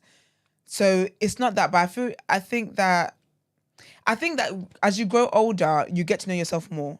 And I believe your type actually changes naturally for the most part. If you're someone who's pouring into yourself to grow and stuff, your type will naturally change. The things that you desire will change, just as it does with everything else in your life. So it's not, I'm not telling young girls to not respect the types or change the types. Like I've always known the kind of man I've always wanted to be with. And that's determined the kind of guys that I've been with throughout my life. So yeah, I feel like you grow into more knowledge and more wisdom, God willing, if you do the work to do that, to get that. Otherwise, you might be a fool at 60, child. I want to know. I wonder what people like Emmanuel would be talking to his daughter about when it is that she's old enough to start looking at guys and this, that, and next. How would he be pouring into her as it pertains to, as it relates to managing the desires mad though? Of little boys and then young men? I feel like stuff like that has to start early, and it starts early in different ways, because it's like when kids in primary school have like sex education now, and people think they're telling them how to actually have sex. That's not what they're doing. They're just teaching them that this is your body. They're intentionally teaching them about consent and teaching them that, so you know about abuse and stuff like that. And I think when it comes to raising your children, boys and girls, it starts from early. It starts from how you pour into them. Like, what you pour into your children reaffirms who they are. And as they grow older, even though you haven't had a conversation about boys and what kind of boys you should go for, blah, blah, she will know that my daddy thinks I'm beautiful. My daddy takes care of me. My daddy does this. Daddy does that. And that sets the standards for the kind of guy that she want to be. That's why I like the Tyler Perry film, because I explored one of them where she grew up. Megan Good's character grew up in such a loving home, Christian family, beautiful home. They're very attentive. Like, her mum was strict with her because mum didn't want her to. Her mum was strict with her basically, but dad was. She grew up in a very loving house, but she ended up in an abusive relationship, and her parents were broken. They were like, we did everything we could to make sure you never ever end up in a situation like this. Like, what did we do wrong? And she told me, she's like, no, it's nothing that you did. And I love the themes that were explored in the film. But I feel like some of that has to start early, because I think sometimes people think that, well, because people African culture, people don't think they should have conversations about relationships and stuff with their kids when they're younger, and I think it does a disservice. And then your kids grow up and you expect them to come and confide in you, but how will I? It's so weird because in my head, I've already pictured me having a type of relationship with my young girls. Yeah. Where I put them on game, right? and let them know, hey, there's gonna come a very beautiful, beautiful woman, right? And these fast and loose guys are out there, right? You understand? But you need to be prepared because one day you are going to basically, if you want to fall in love, you're gonna choose a companion. Do you understand? And you need to choose well because there are a lot of me's running out there. I'm already gone because obviously your mum. She chose well. Yeah, of course. She chose well. She you chose understand? well. She listened to her parents. Well. She chose well. So make sure you go and kiss your mummy and said, hey, Thank you. you did well. You chose daddy. Can you imagine? But I need to let you know how to spot them. Do you understand? That's what? To spot them. To spot them. To Oh. spot them. Yeah, to spot them. Spot them. Spot the bads. Spot the goods. You know? Spot the nonchalant ones that you want to never get rid of. And the biggest thing is for you to basically know who you are. The biggest thing is to know who you are. Know who you are in Christ. Because that's a different level. That's a different level. Because once you know that, you're not just accepting anything. Yeah. You're not just accepting the gutter. Word. You know, you're not just be fooled with those sweet lips. You know, because there are a lot of sweet lip men out there. Just talk about the smooth tongues. Ew. I'm a grown man. So I'm the one that's immature. Absolutely. That's right. So that's all right, you know. I just see it more open than I see some others. I'm not even going to talk about. Nope, don't even look at them. Because I'm not with them a lot of the time. Bro, they're exposed to so much. It's so unrealistic for parents to think like that, you know. And also, I think one of the things as well, like if I was ever a parent, is I would always think about how I was as a child. I'm like, you like boy? I like boys when I was in primary school. A cute little crush and everything. So why would I think that my kid is in primary school not liking boys? Also, they might not, but what if they do? And if they're smart enough and they know that you're not on that, when it is that they wronged you, they'll pretend like they're boys. What are those? What are those? Literally, all the time when his lips in the playground. Yeah, getting fingered in science class. Okay. It's wonderful. Well done. Well done. Yeah, the school I went to in secondary school. Clearly, this is what you were doing. Wild. It was wild. Do you know how mad that is? Do you know how getting fingered? Oh, and then talk about that. The boys you play.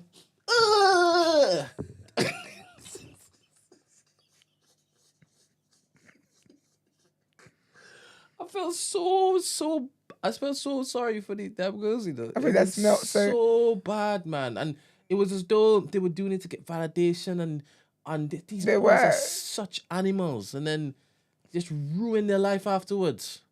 It's sad, man. Oh. Like a heartbreak, and actually, like, because there was a girl, I saw a tweet. She must have tweeted I think she must have tweeted like, "Good morning" or something like that, and a guy tweeted back saying "Good morning," and now years later they're married. And she was just like, "This tweet changed the direction of my life," and it's amazing because that's what love can do.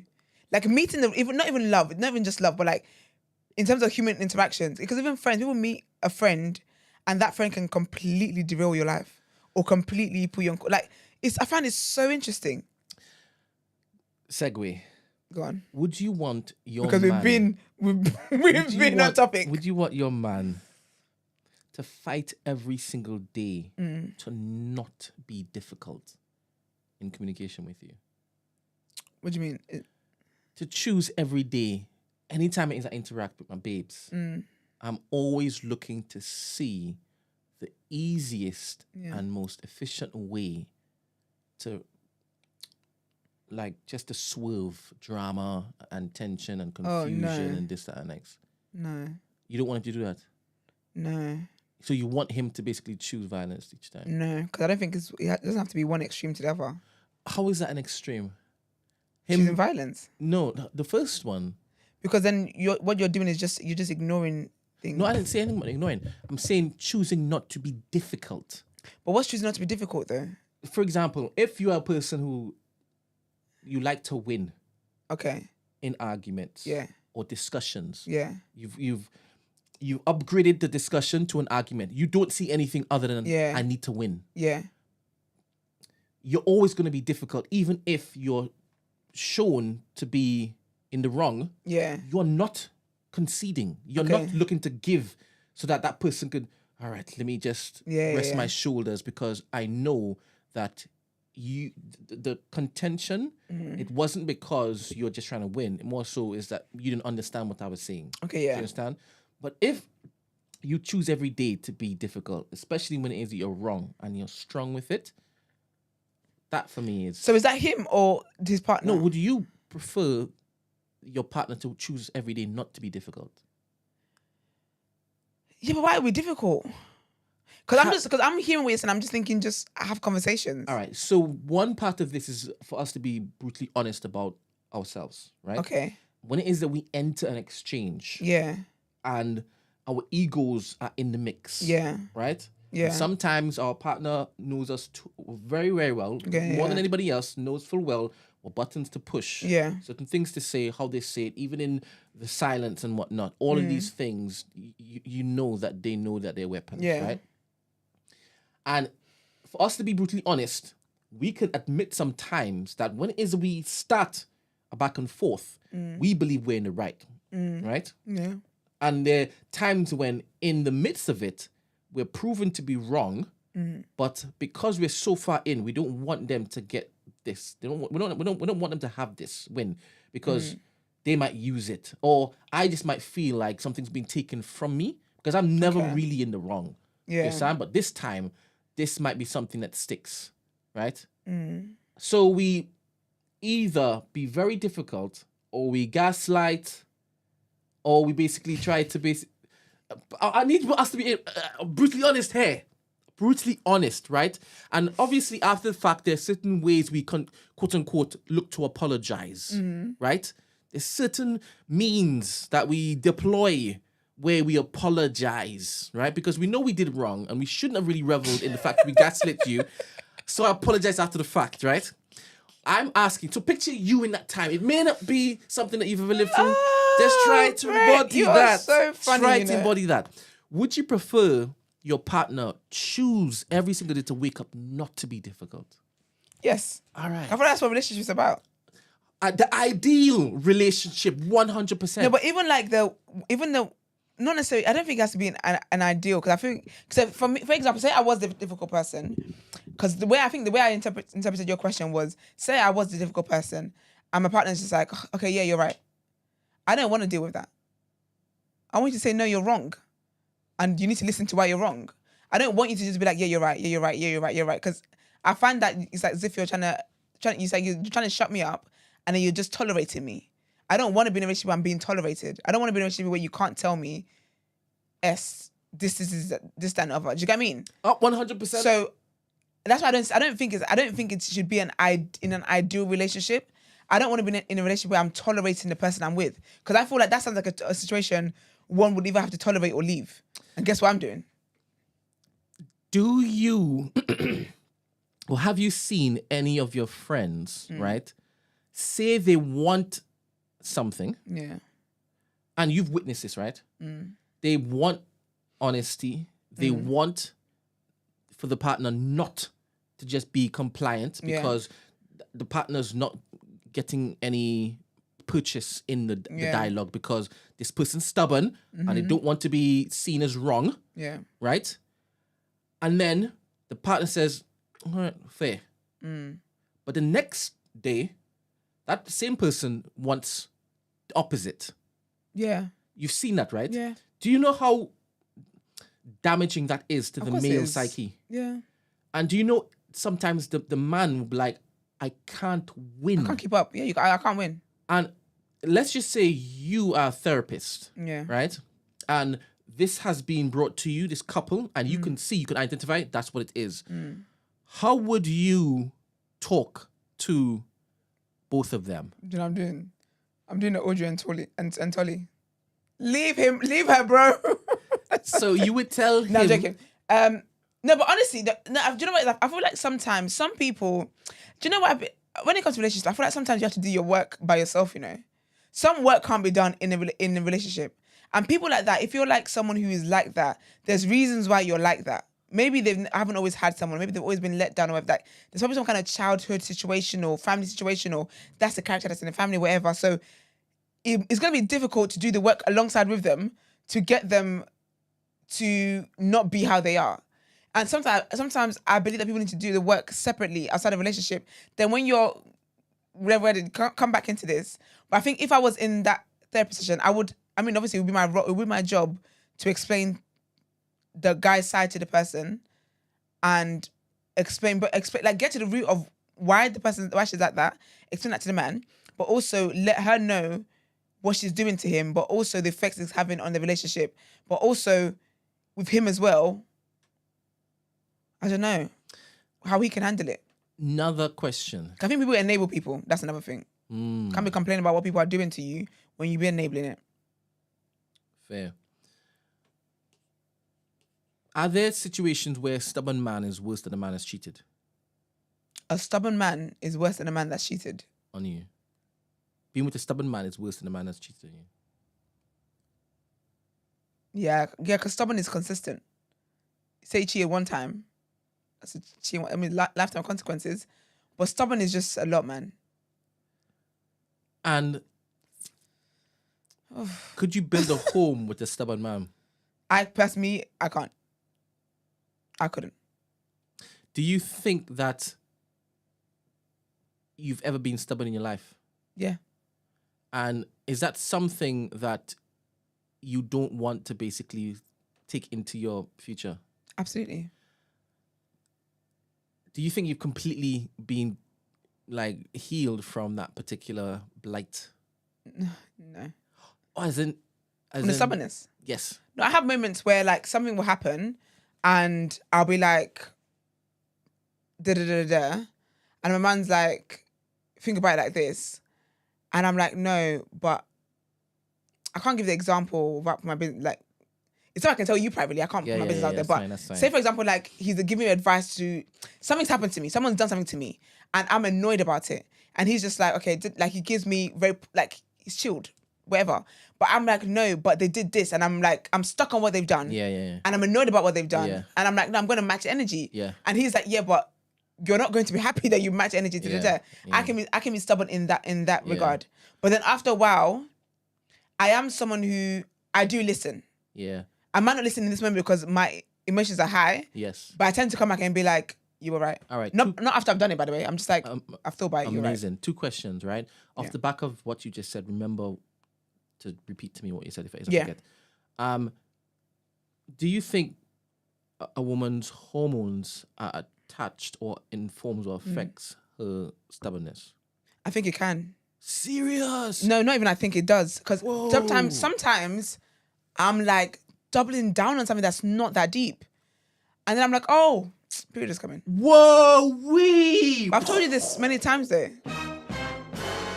So wait a minute. So you really can't help this? I told you I was chasing somebody down in my car. Me and Gina, do you remember when me and Gina had this whole conversation? It's so funny how you've drawn for that example. No, because I couldn't believe it. I've told you, Brent. Look, I did because how could you forget that? That's a big thing. I can't forget. Even talk about that because we've made no reference to any car chase until now. That wouldn't be the first thing in my mind. No, but that was to do with being annoyed and irritated. When I tell you, women's hormones is scary. Even for I found out last week. So people always talk about PMS as in like your premenstrual symptoms, right? So you're irritable, you're bloated, you're angry, you're this, you're emotional, whatever. I found out last week there's a post. Do you know why I found out there's a post? Because in 29 years, I went through the post last week. And I was just like, I started to start Googling and stuff. And I was like, oh, like it can be the same thing. It's basically same symptoms as when your period is coming. But it's like afterwards when your hormones are trying to settle down and whatever. And that's the same even when women are pregnant. Because your hormones are, like women's hormones are constantly fluctuating. So sometimes she might be really, really like, just gets emotions out of you. All right, question. They should have taught men this in biology, child. I don't know. Because the implications of what you've just said, surely that's why certain men hold certain theories that women shouldn't be in certain jobs. No, but I don't think. So can you control it? No, but I'm different. I've got medical condition. Okay. But you can control it though. All right. So if it's a choice then. No, it's not a choice. On what? It's not a choice because it's about how you feel. If you wake up I don't know what men go through, but if you wake up in the morning and you just feel off today, can you control it? Can you make yourself feel on? No, it's not about making yourself feel on. It's how you present to the world. Do you that's what then it is, look though. to take it out on that person and that person and that person? If you irritate me, I will be irritated.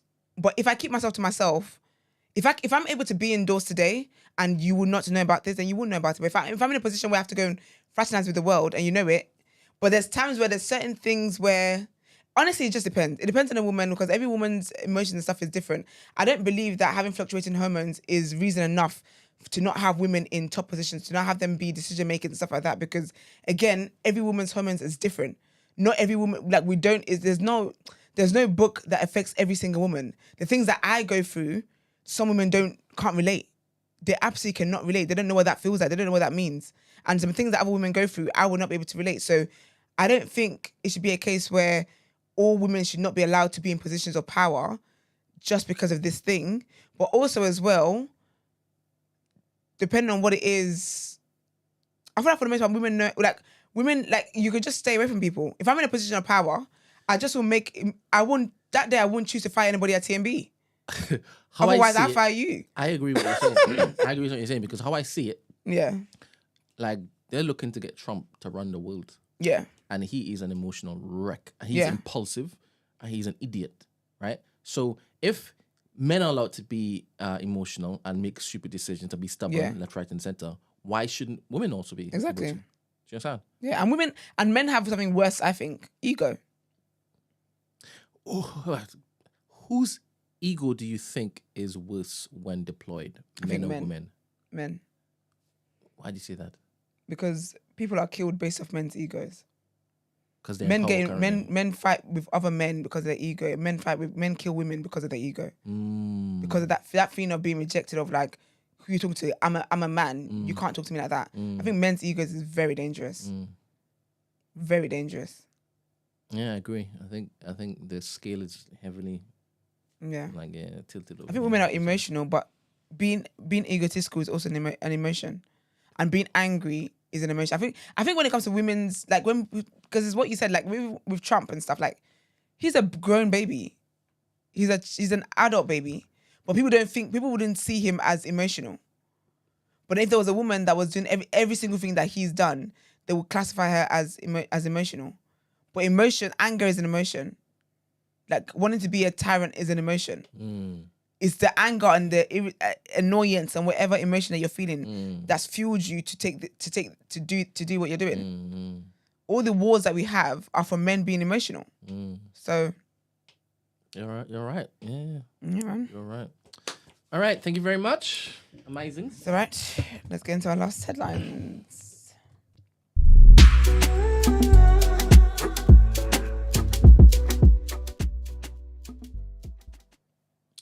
All right, well, trigger warning on all of this. This is all about people dead people. I see dead people, child. All right, trigger warning. The bodies of a couple who set off on a sailing trip across the Atlantic Ocean have been found on a washed-up life raft almost 6 weeks after they were last seen.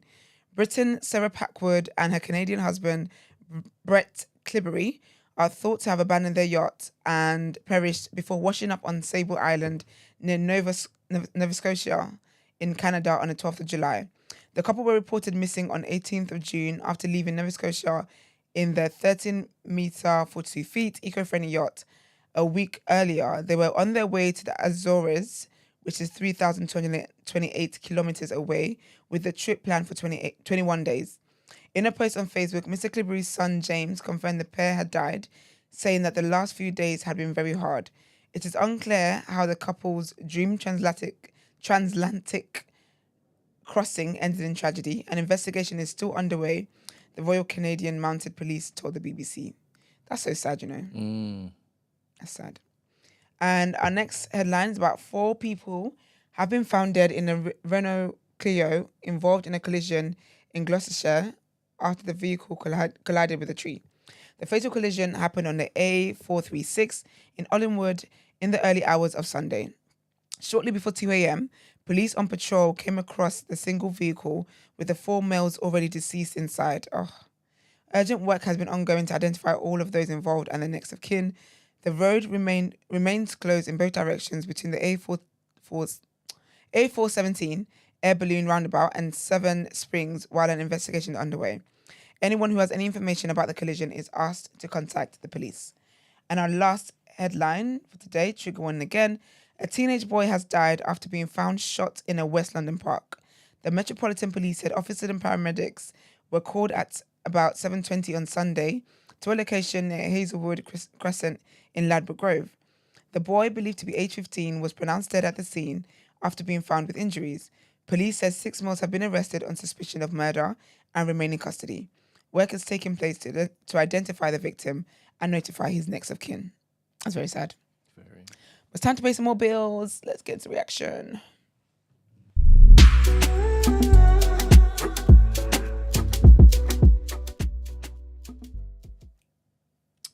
All right. We got Verstappen refuses to apologize for critical radio messages during Hungarian GP.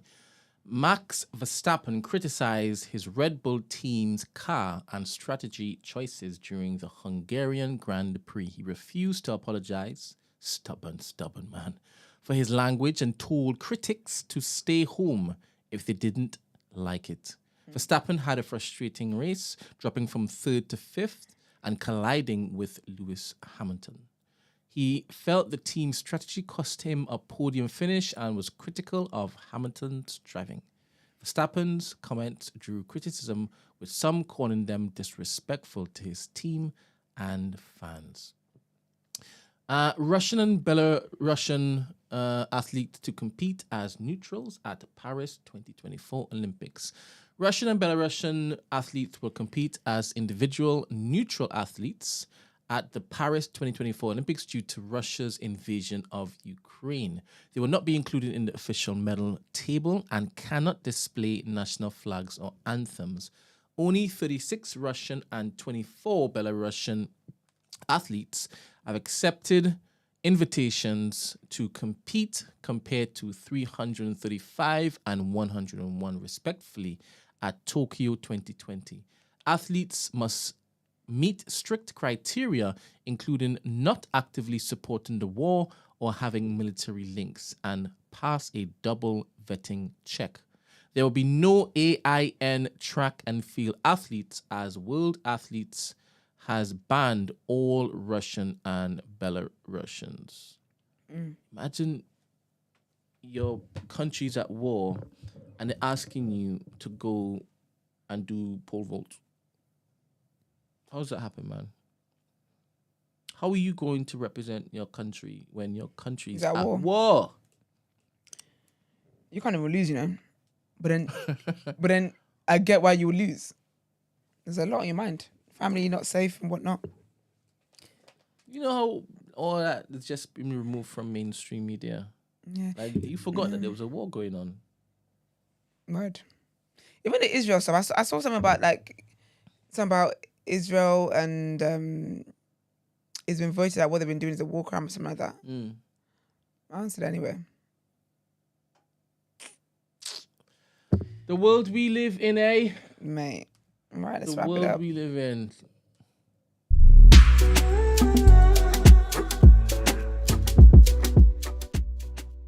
Wondered what my life would have been like if I grew up like in this turmoil.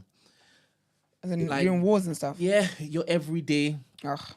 It's just different. I mean, schooling is different. Yeah. Childhood is different. It's horrible. It is horrible, man. Very horrible. It is horrible. But if that is your life, it's all you've known, how do you know it's horrible? Because you feel the effects of it. It's like the kids that are like in war-torn countries and like child soldiers and stuff like that. They know it's horrible. Because I think that some things, because the human body is so fascinating and is so powerful. So your nervous system will know that it's horrible. Because it's about like sometimes things are about how it is that you feel. Like, I don't know if you've ever been in situations where, but I have, where like I go somewhere and I just can't put a finger on what it is, but my body, my nervous system is just like, I don't feel at peace here. I don't feel settled here. So I feel like it's still horrible because they would just because if that's all you know, I feel like it's different when people who like live in a life where they don't have technology, where they got community and they do things very like basic wise.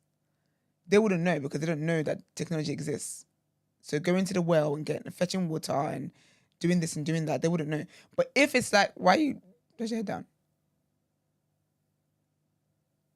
Why?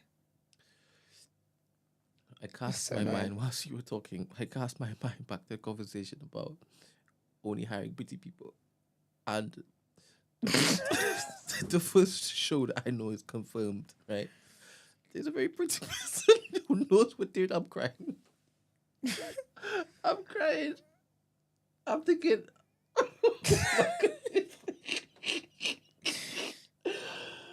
Oh my goodness! Can you even say what you're Brent is actually crying. Huh? Brent is laughing and crying. The heart of man is desperately wicked. The thing is, they're gonna benefit from it, right? And they're gonna enjoy looking at the person whilst they're talking. And she's pretty.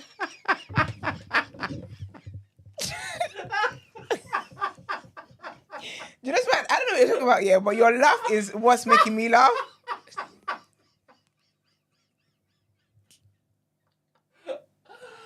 I'm there supposed to be listening to you, and my mind has You're so wicked, you know. My mind has wandered. I don't know what you're talking about, but your laugh is making me laugh, and I'm wrapping this shit. I'm wrapping it up. All right, Biden dropped out. Biden's no longer going to be president. He decided to focus on the last few months of his presidency, which is okay. Israel was out here doing strikes at Yemen. They're going back and forth. Is it Angela Reeves? No, it's Rachel. My bad. Rachel Reeves is contemplating public service raises and whatnot. The topic of the day today was about love and relationships and the balance between independence and togetherness. And we came up with some conclusions that we did. Listen back to that. Under sixes, use lot of raising deviance in the streets. All right. The under sixes again suspended at an alarming rate. Microsoft is still having okay. Then we talked about asking for a friend and what was it about? Is your type? You just type your type, and how do you navigate that? Should you go where the love is, or should you try and beg your type to like you back? And then and then people were dead, which is sad. And then Brent did the reaction, and so we're done. So have a great day, everybody. Don't forget to follow us on social media the day after TNB, Instagram, Twitter, and on TikTok and Discord. If you want to chime in during the show, Discord is the best place to do that. Yeah. Also, on our Instagram, we have posted up what our lovely Ramsey will be talking about tomorrow on the rotation. So you guys can, have a listen. I got some hot takes on the stuff. I've really enjoyed listening to these. The few that he put up, to be honest. That's good. Wonderful. Yeah. Love that. Looking forward to it.